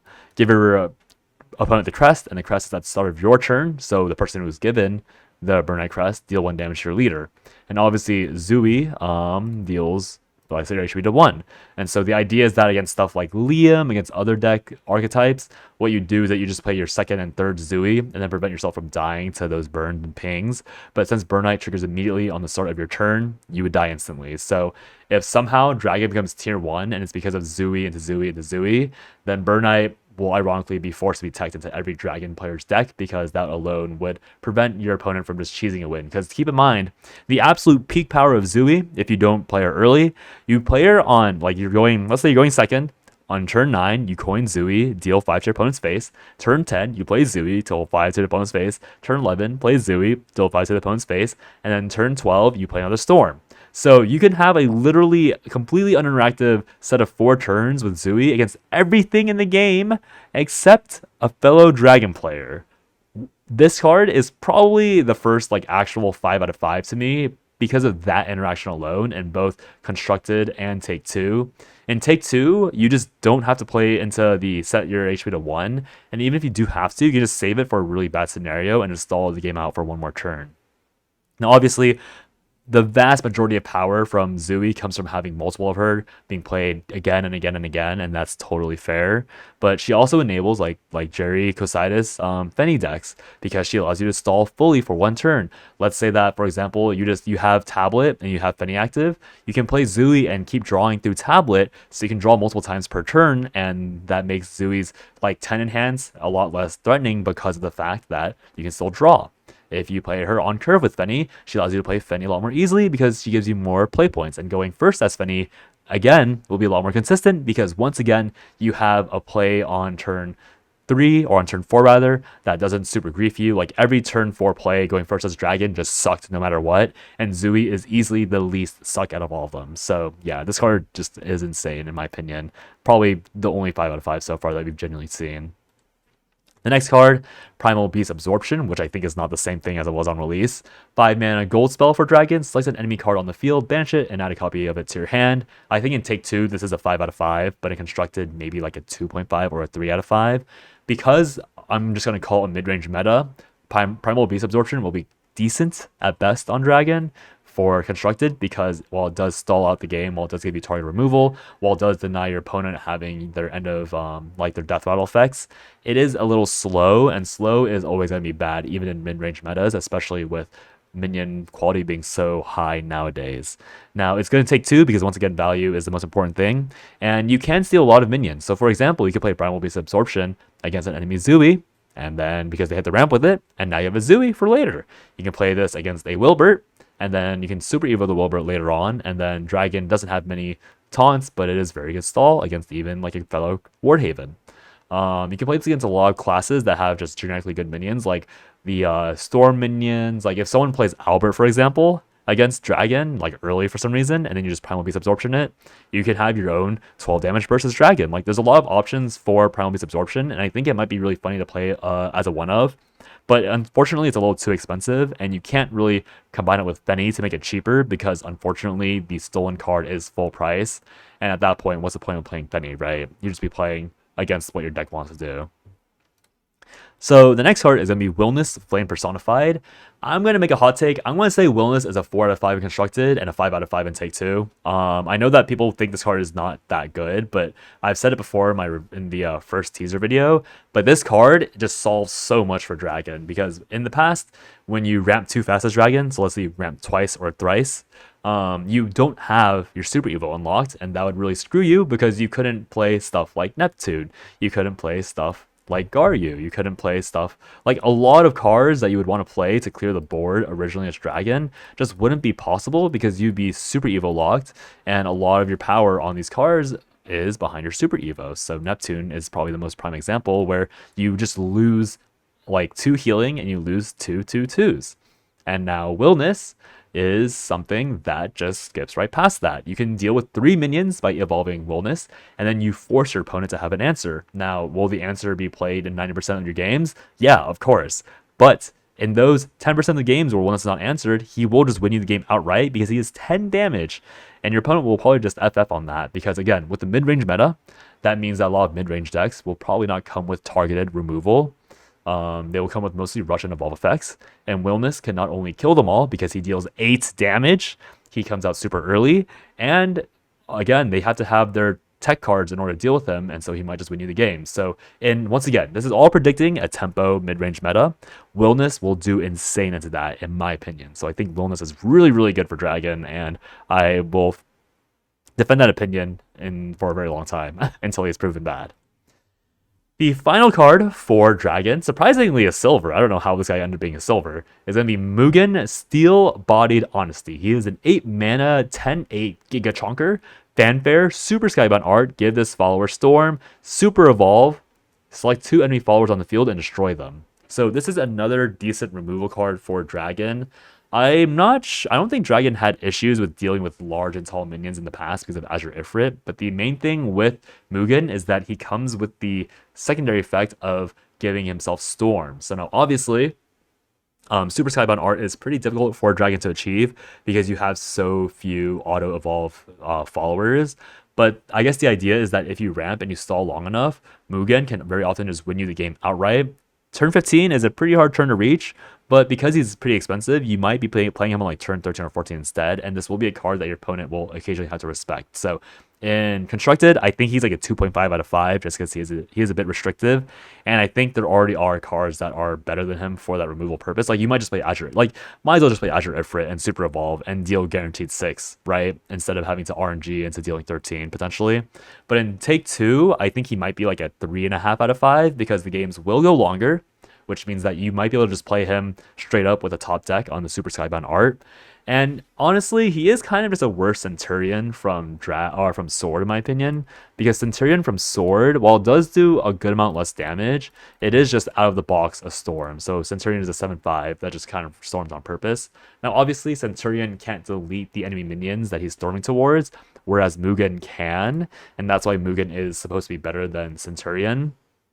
And so we'll see if there ends up being a way for Dragon to really reliably play Mugen on like turn 12, for example. Because if you can play Mugen on turn 12, like turn 11, turn 12, then he skyrockets like a 4 out of 5 instead of a 2 out of 5 or 2.5 out of 5. But because I don't think Dragon can play Mugen consistently, that's the reason why I have him a bit lower. And that's why I think Sandalphon would be the more preferred play over Mugen, because Sandalphon would be something that draws himself and like can heal you a little bit and is more consistent because again he draws himself. And I don't even think you can really, I guess you can't really play 6 evolves as Dragon, so maybe Mugen is just better, but we have to see how fast you can get the Super Skybound art and if it's really worth keeping him in your hand from the start in order to give him that charge faster, which I again really doubt.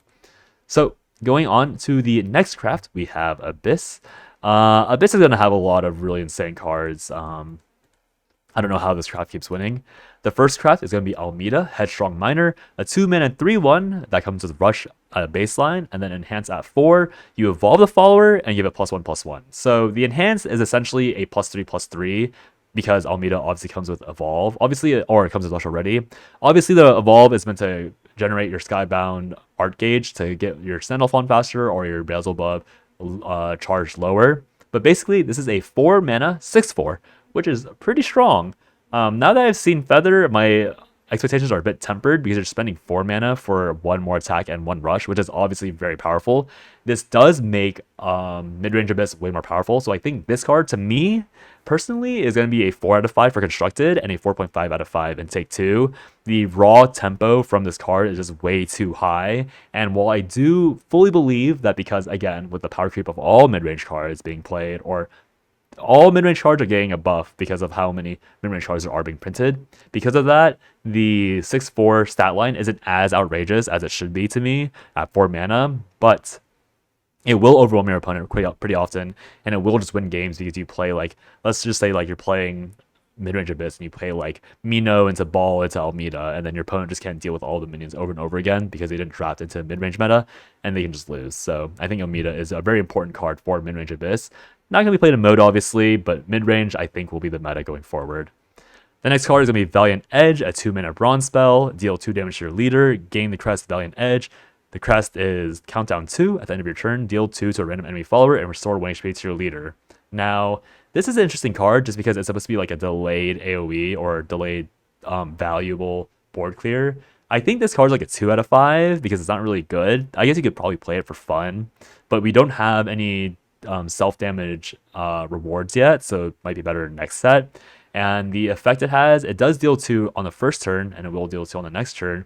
But realistically, like this is just a way worse damage from above. So maybe it's actually a 1.5 out of 5 for Constructed. And then Take 2, I think it's like a 2 out of 5, just because Take 2 does enjoy these board clears a little bit better because you can maintain tempo pretty easily. If you were to like play Valiant Edge and then play your 3, 4, 5 drop, and then your opponent's 2 drops and 3 drops are just auto-cleared by Valiant Edge, that'd be really nice for you. But I don't know if that's really that worth playing. Like that's not worth that's not worth dedicating a deck slot to in generic Constructed, in my opinion. The next card is going to be a 3-mana card, Satyr. Open-Hearted Rover, 3-mana 3/3 Fanfare. If there's an evolved allied follower on the field, evolve this follower, and she comes with Aura, so she can be once again with because this is a mid-range follower and because this is a straight upgrade to Uni for mid-range Abyss. I think this is like a 3.5 or 4 out of 5 for mid-range Abyss because again, 3-mana slots are kind of mediocre across the board. And if you're playing mid-range, maybe this way you can drop the Ghastly Sori for an actual good like tempo play onto. And then obviously the Fanfare effect lends itself towards building up your Sandalphon or your Beelzebub, or my bad, your Belial. But I think if you're playing Belial, you'd rather play Ghastly Sori in order to get the ghosts for the Nahon synergy. So I think Satyr will be more played with like the Sandalphon win condition, mid-range Abyss variants. So obviously with the Fanfare, if you have an Evolve follower, she becomes a 5/5 for 3, so that's quite decent. And getting an Evolve allied follower is not going to be that hard on turn 4, 5, 6 because you can evolve something small and then play Satyr, or you can play something medium like very late in the game and play Satyr for free. So I think she's going to be quite good and constructed. Again, probably a mainstay with Aura, mainstay and constructed for mid-range purposes, and in Take 2, probably also a 4 or 4.5 out of 5, just because the Aura tempo will be really valuable again, because it prevents so many cards from targeting her and killing her. The next card, Ball Elemental Resonance at 3-mana 2/2. Fanfare, select a mode to activate. The first mode is give this follower and another allied follower +1/+1. And the second option is deal 3 to a random enemy follower. So this card, I think, is going to be probably either a replacement for Fempalo and Abyss, or they're just going to be played with mid-range.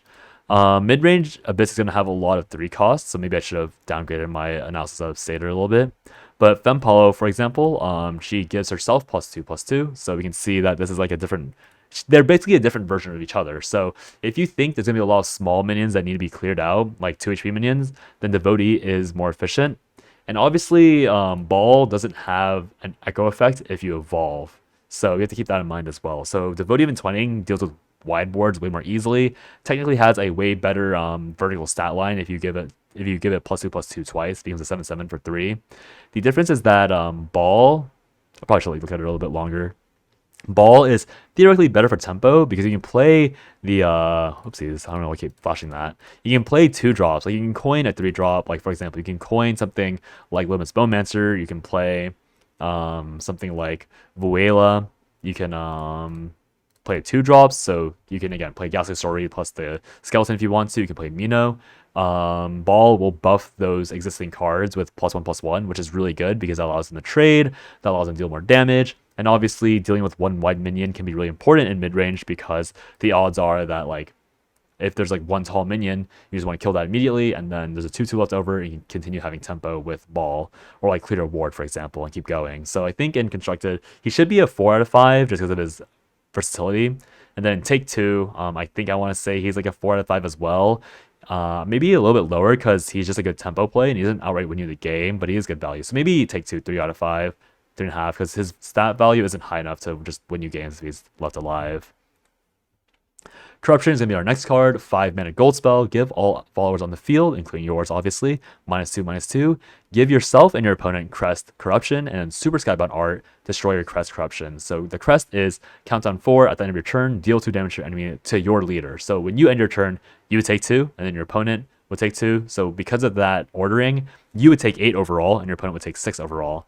And so this is a pseudo board clear that comes with some pretty decent long-term board damage. The question for me is that can mid-range play this safely? Because for me, I'm assuming that mid-range Abyss will continue to have a lot of healing, so the fact that Corruption damages you won't be as big of a deal as your opponent being damaged as well.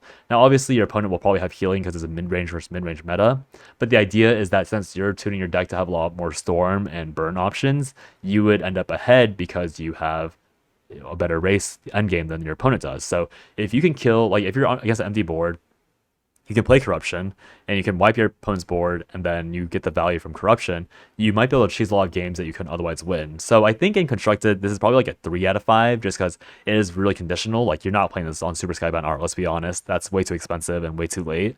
In Take 2, I'd probably also say like a 2.5 out of 5 just because again, it is a board wipe, but it does more damage to you than your opponent. But because you can rig your deck and take 2 a little bit, like it's not consistent, but you can do it, it's not reliable.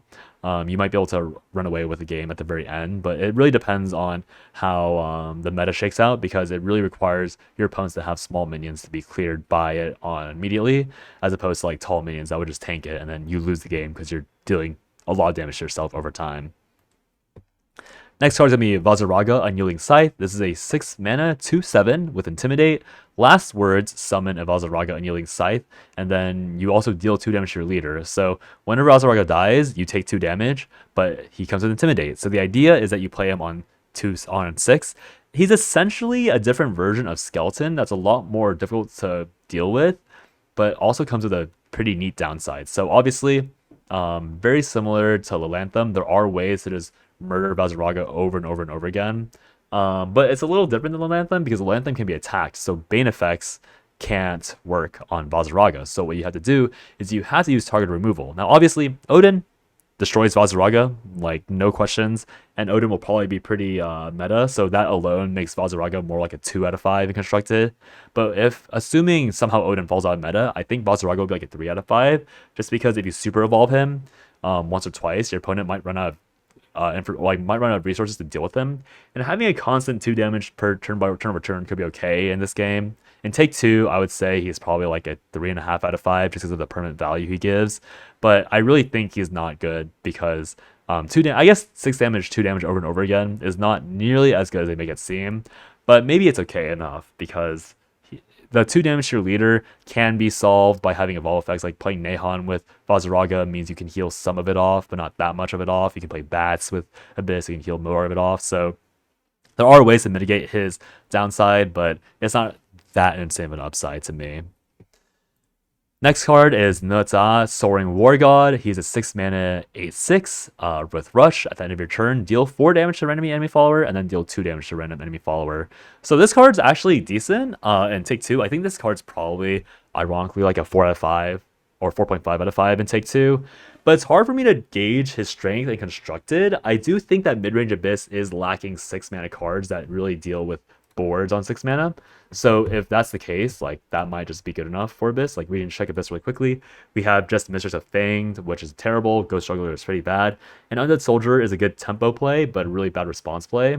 So Nza would be able to really deal with these boards that Abyss might have to replay Argava, for example, to clear. You might have to play Conquerbid Twining and Super Evo to clear, but Nza himself can technically deal with a pretty decent board because he would kill 1 minion at the very least, and then you just hope for the high roll, obviously, to deal 4 and then 2 to proper minions. Or if it's just 2/2/2s, then he's an 8/6 that wipes out like a mini board, which is quite good. So I think constructed he might be like a 3 out of 5, depending on, again, how the board states roll out. The more I see these cards, the more I think that the main skill of Midrange Abyss will be in the deck building, because you have so many tools in Midrange Abyss, but they all require slightly different environments to excel in. And so while I don't think Midrange Abyss itself will be like super hard to play, I think knowing the meta and understanding the meta to a really high level will be how you succeed as Midrange Abyss. Because if you draft your deck poorly, you'll probably just like run out of steam because of how high power everything is going forward. Next card is going to be Nehan, Dispenser of Samsara. Definitely a different name than the teased one. 6 mana, 2/4, Fanfare. Evolve all unevolved ally followers on the field. Deal 2 damage to your leader, and he comes with Drain. So once again, very important to note that Nehan does evolve himself. You can save a lot of skeletons. So if you play Mino, for example, Mino is a good skeleton card. So is Ghastly Soiree. And these are all cards that are pretty easily accessible by Abyss. So while this card does require you to play some extraneous support, or rather because Nehan requires you to play some extraneous support, and he is kind of insane. He is pretty insane, don't get me wrong. But the question is really, how often can you afford to hold these skeletons? So I think you could pretty easily put him at 4.5 out of 5, but I'm going to try and play a bit more safe and say that he's more like a 3.5 out of 5. And that's only because he does require setup. A 6 mana 4/6 drain is not impressive, and delaying him is not impressive because, again, mid-range boards will be very, very scary. Like, they will be very impressive, and a 4 damage rush will not be enough to clear a lot of those. And then if you only play him at 7, you can only play a 1-drop, which means they have a 3/3, and if they have more tokens, you can't deal with that, and you can't super evo them because of his fanfare. Like, there's a lot of scenarios where Nehan just isn't good enough if you play him on curve, because the minions are too large. And if you want to play them on curve properly, you have to save a lot of skeletons, which means that you have to high roll the skeletons from Galaxy Sword redraw and Mino draw, and that means you can't play the skeletons because you need the skeletons for like tempo and other things, or like in scenarios where you want the skeletons for tempo and other things. So it's really hard to say whether or not Nihon's actually that great. I think he is pretty easily overhyped, but we'll see in the long run how good he is. The next card is going to be Fediel, Darkness Personified, 7 mana 5/5, Fanfare Necromancy 6, reanimate a 2-drop, reanimate a 1-drop, and then evolve them. At the end of your turn, give all enemy followers on the field -2/-2. So this card is very easily a 4.5 out of 5 for both Constructed and Take 2 in my opinion. Not necessarily a 5 out of 5 because her effect isn't super game winning and she won't be winning games automatically, but she once again really builds you towards that Sandalphon. She really builds you towards that Belial because she gives you a lot of evolves, and unlike Nahon, she evolves them, like she comes with her own value. So there might be scenarios where you're forced to super evolve Fediel, obviously, which it's kind of rough and annoying. But if you play, again, with mid-range being more popular, there'll be more reasons to play stuff like Grimnir. So Grimnir with Fediel Super Evolve means that you can deal 4 AoE over time, and obviously you still have minions. So if you play Fediel Super Evo her, you can wipe a board with Grimnir and have a pretty big board to deal with, and also gain value towards your actual win condition. And so she'll be really good in Constructed because at the very worst, she trades 2 bodies and she can also evolve for AoE. At the very worst to Take 2, she once again generates a really large board and your opponent has to deal with it. And if they don't kill her specifically, she'll continue AoEing people down. And the best part is that even if she doesn't kill minions, the fact she does -2 as well means that even like the smaller tokens with a lot of HP might not be nearly as useful because you can drop them down to like 1 HP. So like if they evolve like 1 damage or 1 attack minion, that drops down to a 1 attack minion again post Evo, so it won't be that scary. So Fediel has a lot of workarounds, has a lot of tempo plays, has a lot of value, and she's really just any card that a mid-range deck would want. And obviously she fights for a placement with R and V. And so if you're asking me if I think R and V, like who's better between R and V and Fediel, I think they're both about quite the same power level. So R and V was also a 4.5 out of 5 to me in the last set. Maybe like a 5 out of 5, I think, would probably be more accurate.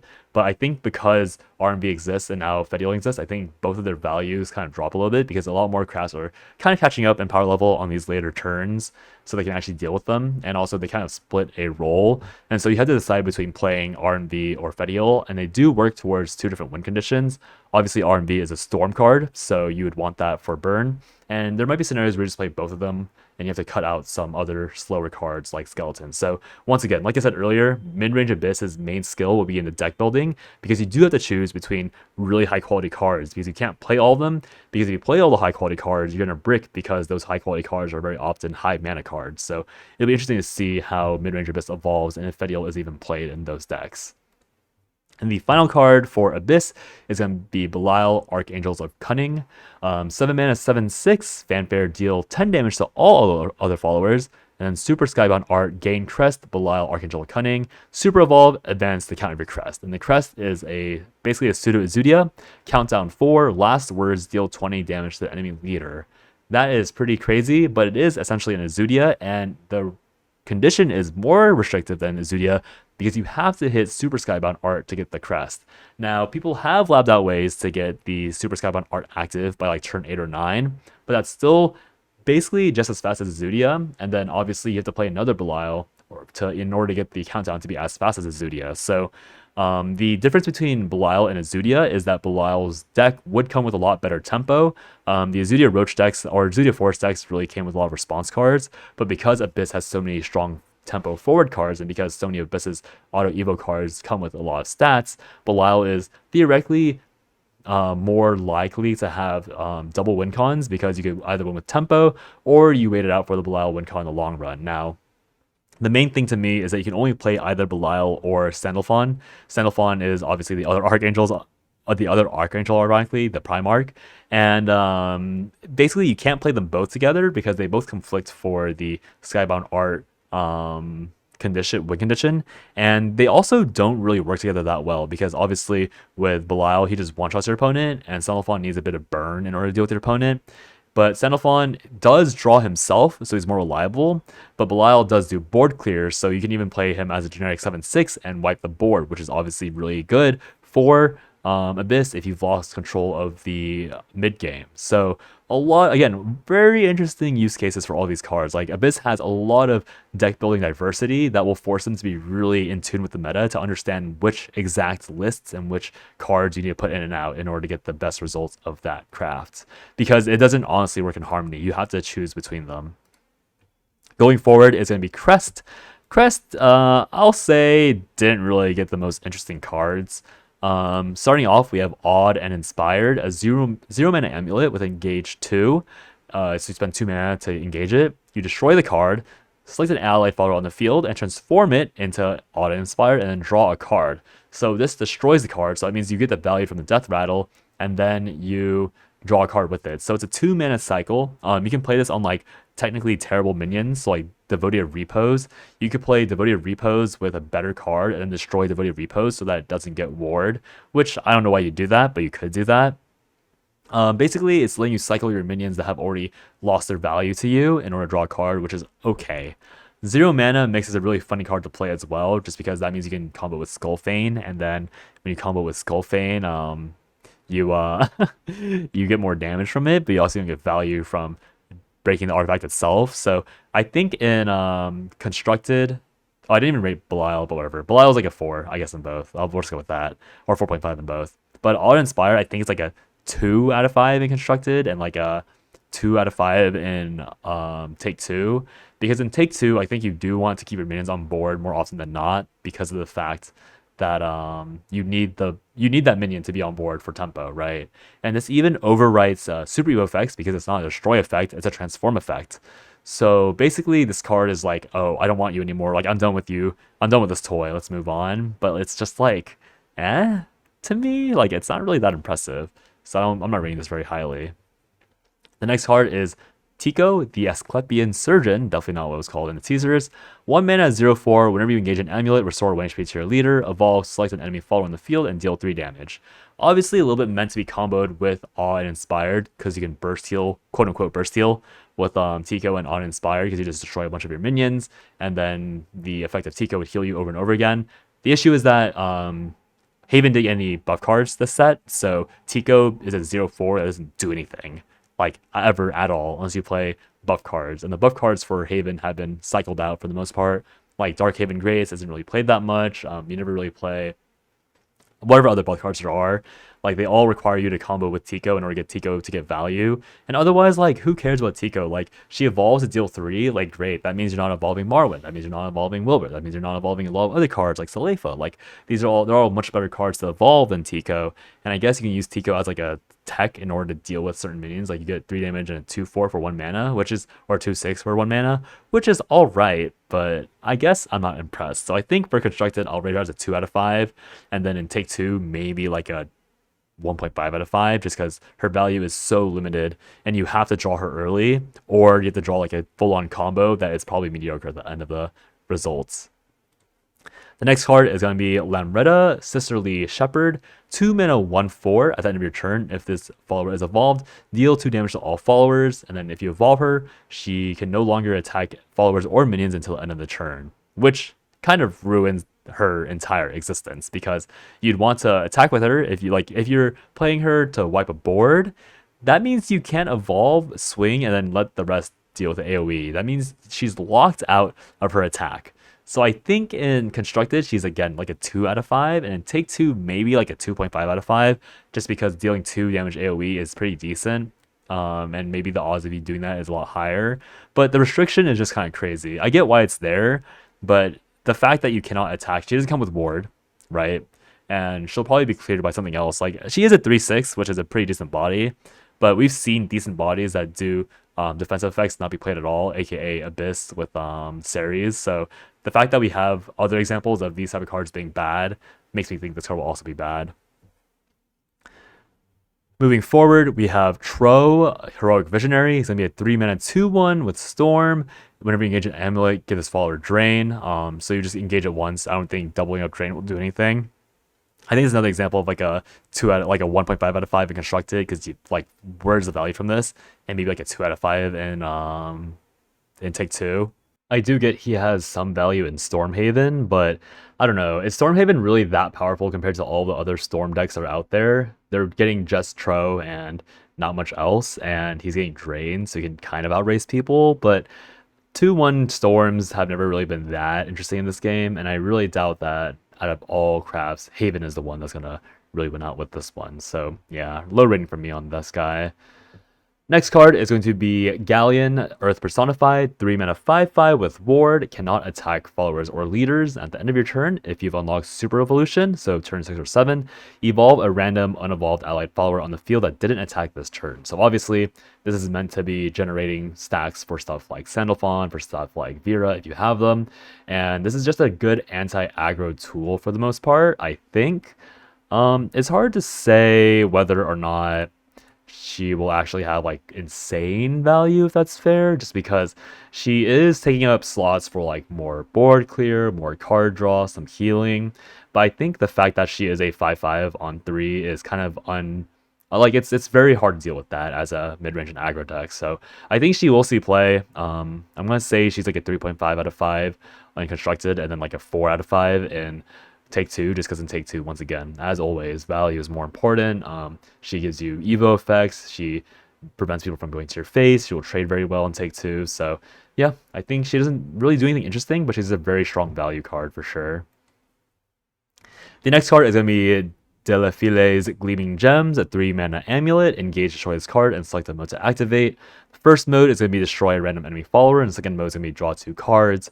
If Crest Haven ends up still being decent, I think this will see play just because you can get this through Rodeo.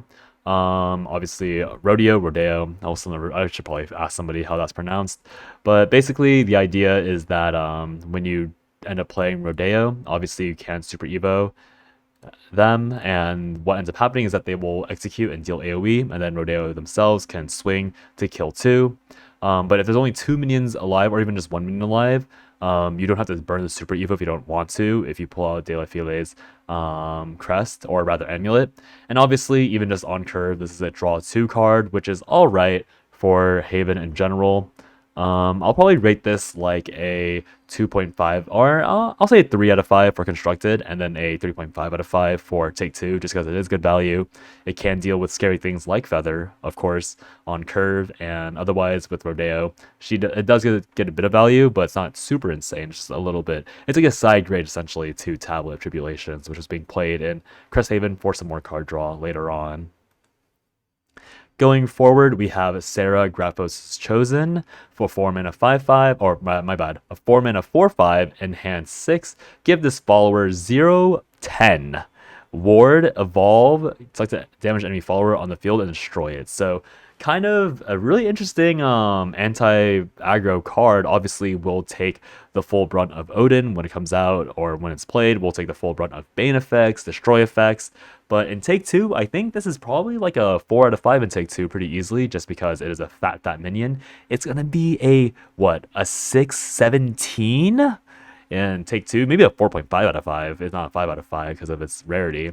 But in Constructed, once again, because of all the effects they can have to destroy, Bane, Odin, Banish, what have you, this will probably be more like a 2.5 out of 5, just because it will be decent in Wardhaven, or in, yeah, with stuff like, we combine with something like Wilbert. Like, if you've managed to burn all of your opponent's resources, you play Wilbert, Sarah will kind of scale to being very good, but because people will be drafting war tools anyways in these aggro and mid-range decks, she'll just fall off a bit, if not a good amount, in those scenarios. But obviously, the peak of Sarah is kind of insane. A 6/17 for 6 mana is kind of nuts, especially with Wilbert. That's a 7/19 with Wilbert. Wow.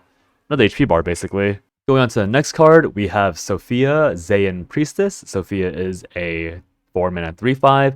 Fanfare, summon a random Havencraft follower that costs 2 or less from your deck. Super evolve, give all allied followers on the field barrier. So basically, this drags out a 2-drop, which could be a few 2-drops. I guess we have Tico, obviously. Tico, Lamretta were obviously included from these 2-drops. And then if we were to go into the game, we can find a few more 2-drops from Haven and everything else. We'll just check this really quickly to see what's even valuable. So, Haruura, very good.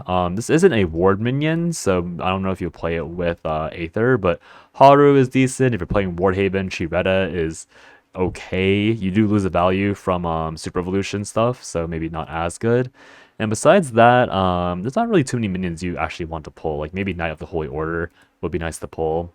But essentially, the issue with Sophia is that, as we can see, there's not many good 2-drops or less. Oh, it's Havencraft, so it doesn't even matter. Like, we can't even play Haru, so this even, or Ding Dong, so this value drops even lower. So with that, I think Sophia is probably like a 2 out of 5 in Constructed, maybe a 2.5 out of 5 in Take 2, just because being able to play 2 minions is better. Because, not to sell Sophia short, this is essentially, like if you pull a 2-drop, this is a 4 mana 5/7, but requires a Super Evo to get the barrier stuff, and you could technically drag out certain minions that have better Evo effects than Sophia herself, so it's alright, but it's nothing impressive. I don't really see a place in Constructed for her, but Take 2, again, obviously, value is more important, tempo is more important, and being able to thin out your deck and Take 2 to draw better cards later on is obviously very good as well. So a much better Take 2 card, maybe like a 3.5 out of 5 in Take 2, but definitely not great in generic Constructed because of her lack of applications and win conditions generated. Going forward, we have Skyfaring Vessel, the 4 mana Silver Amulet.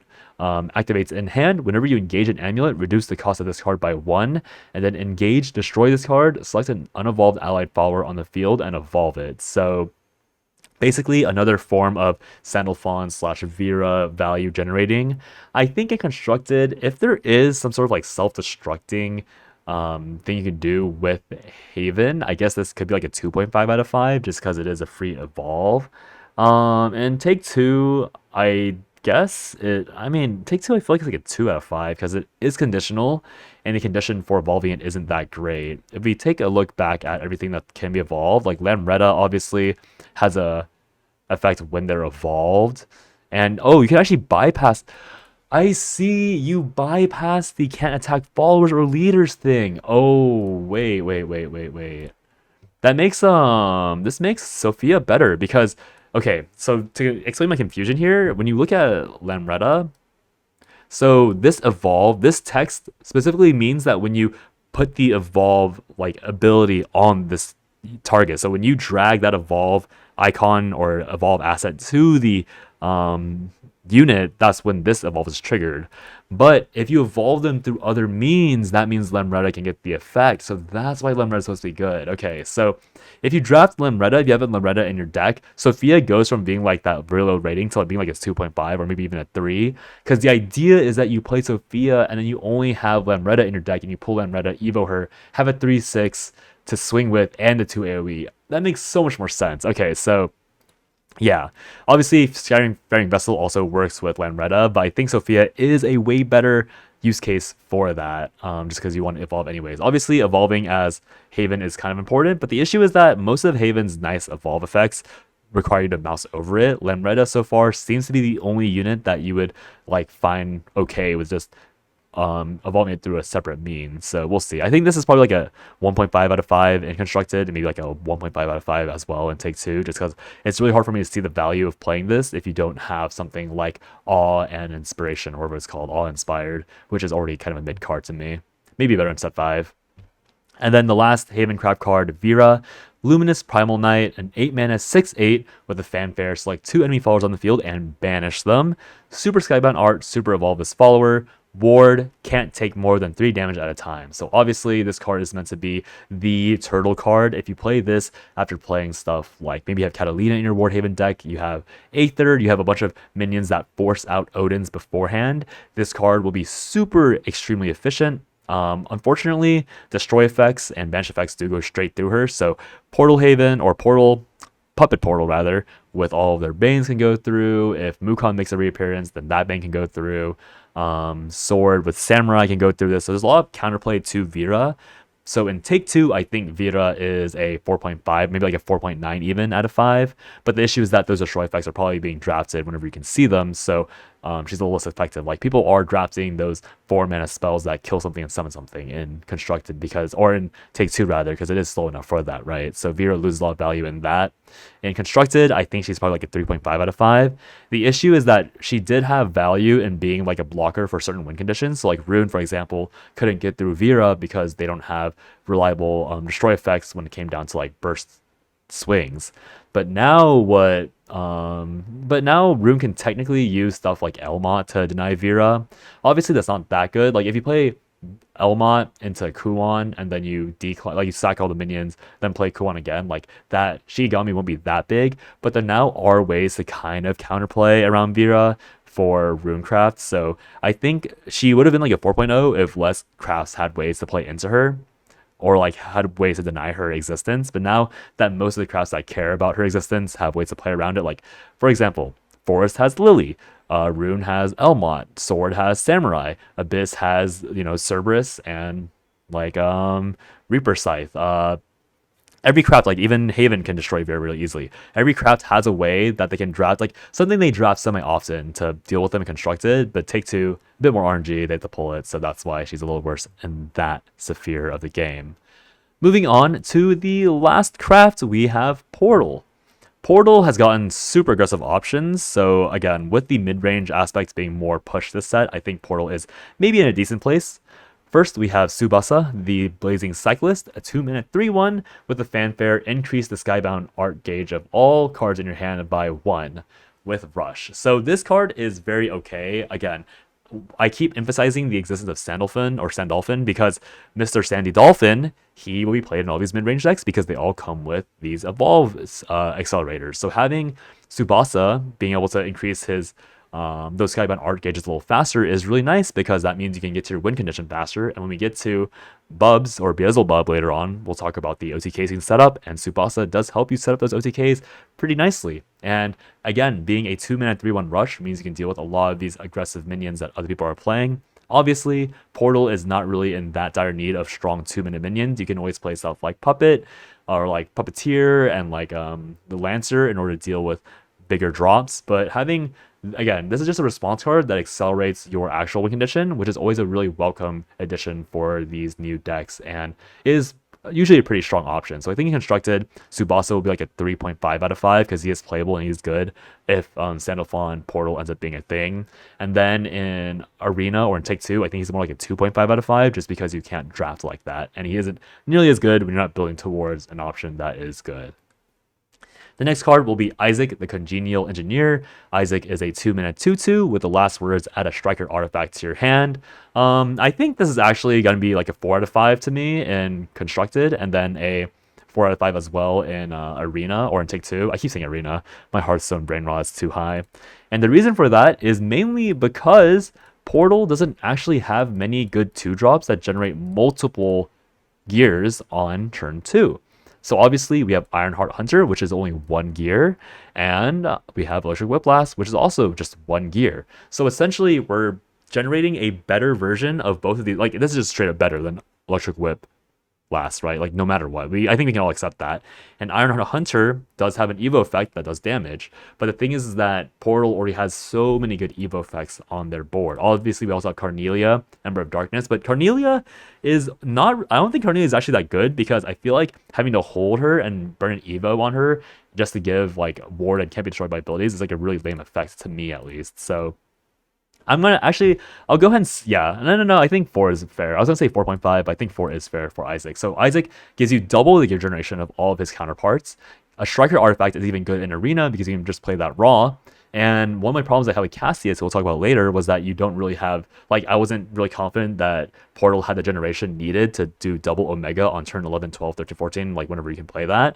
But with Isaac, that is way more possible because you're getting, like, unironically significantly more gear generation from this card. So I think this is a really good addition. Like, I think it is an easy 4 because it is a good 2-drop, which allows you to start fusing way faster. And worst comes to worst, you can just play the 3-drop in order to deal with those big minions that people might play on turn 3. So Isaac not only prevents a good body for tempo, he also just gives you a minion that deals with everything that might run your way on turn 3 anyways, in case you need to play it.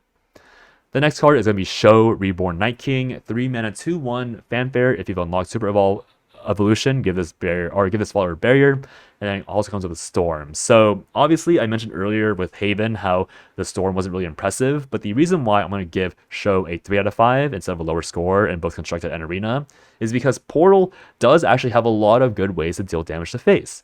We've all had to run into stuff like Orcus, and Liam, and obviously with the new buffs to Puppet Cat last set, Orcus is a lot more powerful. So the example I gave in the teaser video was that on turn 7, you can now play Show, Super Evo Show, so you gain the 3 damage. Like in the past, if you want to play the Puppet Cat early, you couldn't play Odin Super Evo because Odin is obviously 7 mana, so you couldn't curve into Orcus.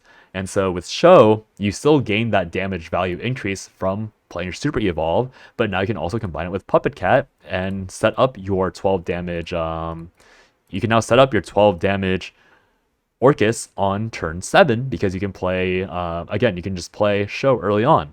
And then because this minion has power crowd mid-range minions, that means the odds that you can kill off Lloyd from Orcus is way higher. So you can even have a scenario where you can play Show and then you play 2 Puppet Cats to deal with like a tokener here or there on the enemy board, and then that way you have 2 4/1 minions or 4/1 puppets in your hand, and then if you sack Lloyd because your opponent has a big minion on board, that means you can deal actually up to looks like 15 damage in the next turn. So that is 5 damage through Show and then 15 through double Puppet Cat Orcus buffs. So Show is good because Puppet has that support, unlike a lot of the other decks that got these Storm minions. So that's why Show is like a 3 out of 5 instead of 1.5 like I put the other Storm card.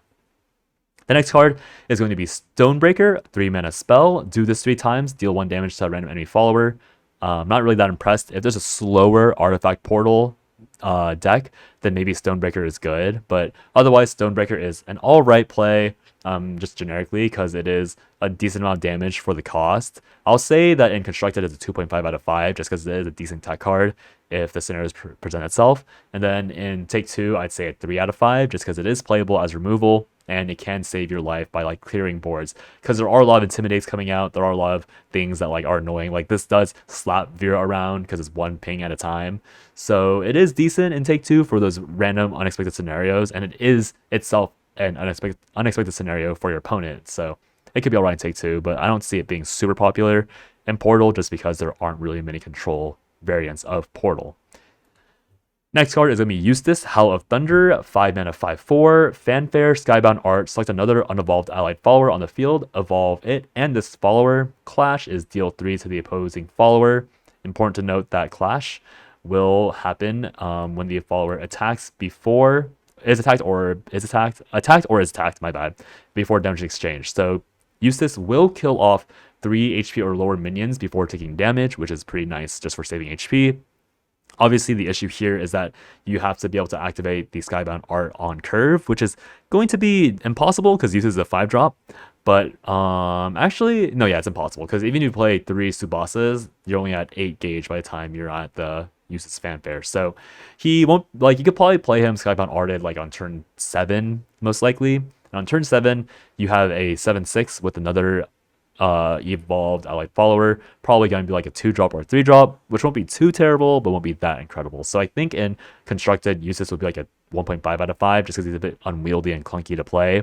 But in Take 2, maybe it's like a 2.5 out of 5, just because you have time to build towards Skybound art. The value is good. He does have a lot of vanilla stats, but it's just that in Constructed, you need to have more consistent and more reliable ways of getting that win condition. Because obviously Eustace does help towards building towards Sandalphon, but he's not, like, the fact that he's locked behind Skybound art himself means that you have to have this mediocre card in your hand for a while, and then even if you hold him, your reward isn't even good, and he's been cluttering your hand and denying you potentially better plays because you kept him mulligan and whatever.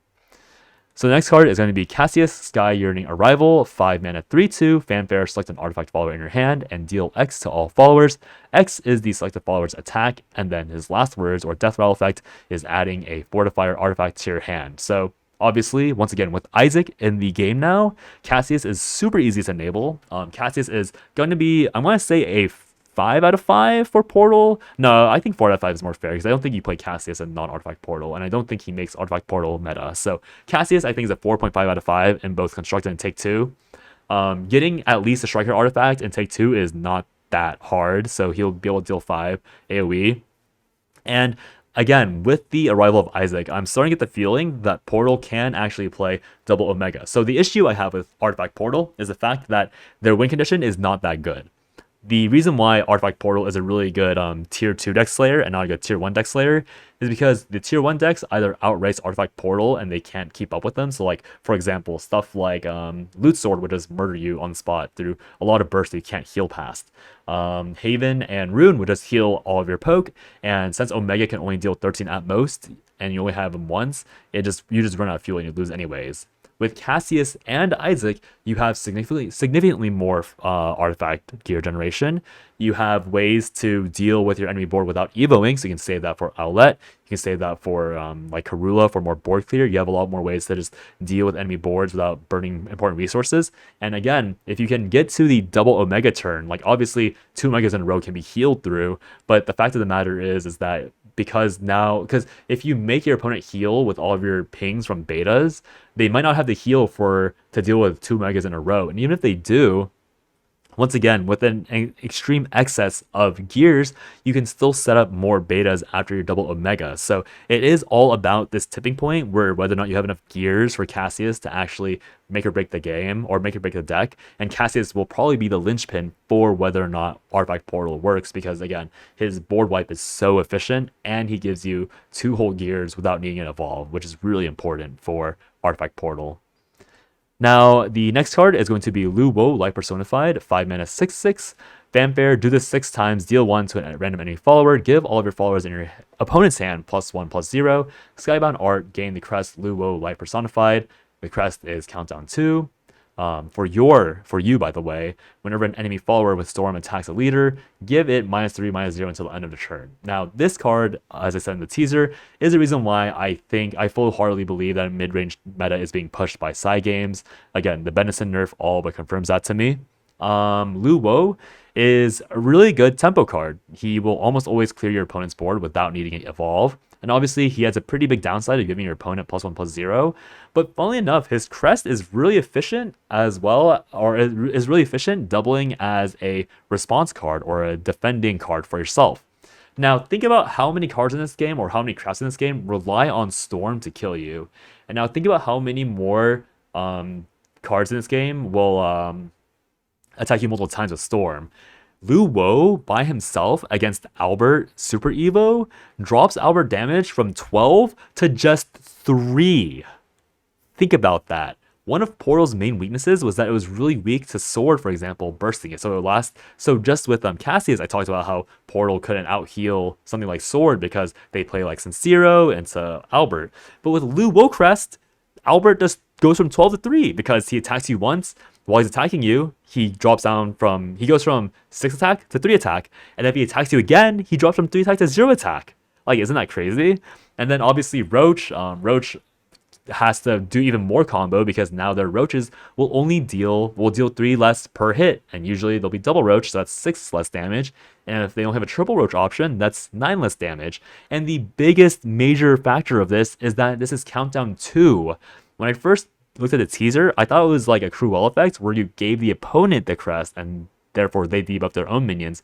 But this is you with the crest online. So on the first turn, it doesn't tick, so you still have countdown 2 on your first opponent's turn.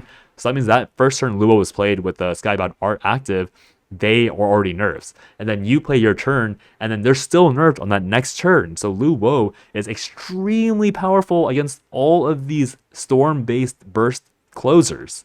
Obviously, there are way more decks that just kind of one-shot you without needing to get that closer, like the storm closer now, but that's still a massive thing because how many times have you played against a deck that is like something like, for example, like Garyu comes with a storm minion, Kuon comes with a storm minion, Orcus, the entirety, like almost all of Orcus's minions do nothing. It's just Orcus herself, like not even Orcus attacks. So even Orcus goes from 12 damage to 1 damage because 2 damage because Orcus Stevo Ping hits you, but then Lloyd does 0, the 2 enhanced puppets do 0, and then only the puppet cat generated puppet does 1 damage because it came with 4 attacks. So Luo is an incredibly powerful anti-win condition tool for Portal while doubling as a really good mid-game play. So I think Luo, for Portal at least, is probably like a 5 out of 5, much like how Zooey is a 5 out of 5, because this card does everything you need in this meta game that they're trying to push. He is great mid game. He is great denial. He just like does things that you need to do. Cause he'll let you push damage if you have minions left over. I think in even in Take Two, he's gonna be like a 4.5 out of 5 because obviously in Constructed you can play around Luo and you can make sure you push your win condition while waiting for while Luo's things going on. But in Take Two, the odds that his Crest will give you that much value is a bit lower, but still pretty high because people again might draft. They might draft for long-term value, or they might draft for cheese kills. We won't know until we see the Take Two meta develop a bit more. Now, the next card is going to be Chaos Legion. Chaos Legion is a 6-mana spell, deal 3 to all enemies, and then Super Skybound art, deal 6 instead. This does hit the opponent's face, so this is a bit more burn than expected. And I think this fills a decent niche in Portal's deck, where unless you're playing Artifact Portal, so this is a non-Artifact Portal card. So this is like a Puppet Portal and I guess like a hybrid aggro portal card. Notice how in 6 mana, there are no truly good aggressive options. Karula obviously is really good for tempo, so Artifact didn't really need this, but for Puppet and Hybrid, like the ones that want to go face more often, there weren't really good options for like just strong burn cards. Like obviously Synchronous Hearts existed, but who was playing Synchronous Hearts? Let's be honest. And Sylvia, while a good card, is mainly a tempo / healing card, and so is Noah, just mainly a good tempo / healing card. So the importance of Chaos Legion is that Chaos Legion explicitly fills a hole where you can now, instead of having to like just build mediocre minions on the board, you can clear your enemy's board and deal 3 to them on curve. And that sets up for Odin, because now Odin can just banish 1 minion unless they go wide. And even if they do go wide, you can banish 1 minion, go to your enemy's face, and then set up for your Orcus turn later. And that 3 extra damage might be the reason why you win a game that you might have otherwise lost to some healing here or there. And then the best part is that if you get this a bit later in the game and you don't need, like you're snowballing, so you don't need to play this, you're rewarded for holding it because instead of dealing only 3, you can deal 6. And so in Take Two, I think this card is probably like a 3 out of 5, and Constructed maybe like a 3.5 out of 5. I think the niche it fills, it is not filling it that impressively, but it is an important niche that Portal needs. And I think if aggro Portal or like this like Luo mid-range aggressive aspect is more realized, then Chaos Legion might be played just to get that extra burn that Portal did not have in the past, unless you're playing Artifact. And Artifact has its own game plan going on, so you don't even need Chaos Legion for that anyways. The next card is going to be Isla, Brutal Drill Sergeant, a 7-mana 7/6, fanfare, select a mode to activate. First mode is do this 3 times, deal 4 damage to a random enemy follower, and then the second option is deal 4 to the enemy leader. This is again really good for more aggressive mid-range focused Portal decks, because if your opponent has a clear board because they chose the Evo instead of Super Evo, you just deal 4 to their face and you no longer need Odin for that. Or you can even just Super Evo it and deal 5 with a Super Evo ping if they only have 1 tall minion. If you are behind on board, you can play the AoE or the damage effect and deal with your opponent's board. Obviously, it's not that incredible. It's very good, but it's not super insane. But it's still an option that you can play. So I think in Constructed, this is another 3.5 out of 5 for Portal. But in Take Two, I think this is like a 4.5 out of 5. Because, again, having you play a strong minion, you play a board dealer, or you can burn with this. And in Take Two, again, game plans aren't that solved or like streamlined, so Isla is just really good for that. And again, with this mid-range meta being pushed, Isla having modes and having 2 very good modes and a good stat line means that you're in a good spot to just continue pushing pressure every turn. Like with all these cards, you can push burn turn after turn after turn as this hybrid. Portal has been getting popular where you mix like a lot of early game Puppet Portal cards and then play a few Artifact Portal cards to get access to beta. So you can see a reality where you play Outlet to get beta, and then you play Chaos Legion, and then you play Isla, and then you play Orcus, and your opponent just gets burned by these like efficient cards turn by turn by turn, because these aren't cards that are only solely burn cards. These are cards that generate value and board pressure, and so besides Chaos Legion obviously, so you had to deal with them. And while you're dealing with them, you're taking like errant hits to the face here and there, and then when the Orcuses hit the ground, you might be too low to deal with them. So again, mid-range meta being pushed really hard by side games, and Isla is another beautiful example of that. And then the last card that we have to cover, what a better, like, there's no better card to cover than Bubs, Beelzebub. I still need to pull this guy in, Grand Blue Fantasy, by the way, but Beelzebub, Supreme King, 9 mana, 9/9, Fanfare, select 2 enemy followers on the field, remove all abilities from them, then deal 9 damage to them. Give the enemy follower takes 1 more damage. Note that this is not a crest, this is a leader effect, therefore Bubs can stack. So in Take 2, I think this is a 4.5 out of 5. He's only not a 5 out of 5 because he is a 9 mana cost. And then Constructed, I do believe he's also a 4.5 out of 5. Because the reason why I think Beelzebub is really important is because he activates one-shot kills for Portal. Now, the easiest way to see this is that we have Sandalphon. So I keep mentioning Sandalphon over and over again. With Sandy Dolphin, if you have Bubs activated, Sandalphon goes from a 10 damage burst to a 15 damage burst. And you might be wondering, okay, where's the last 3 damage? That's the beautiful part. If you have a singular egg with Egg Portal, well, yeah, if you have a single egg and you have Bubs, you can play Axia, Super Evo Axia, and then play Sandalphon. And so Beelzebub gives Egg Portal a second life with Sandalphon because with Egg Portal, your issue was usually like getting to a point where you can actually kill your opponent because your pings that like you could scratch them down over time, you could keep them around like 14-15 HP throughout the game, but you lacked that final punch to really destroy them. And Orcus never really worked because Orcus needed board space.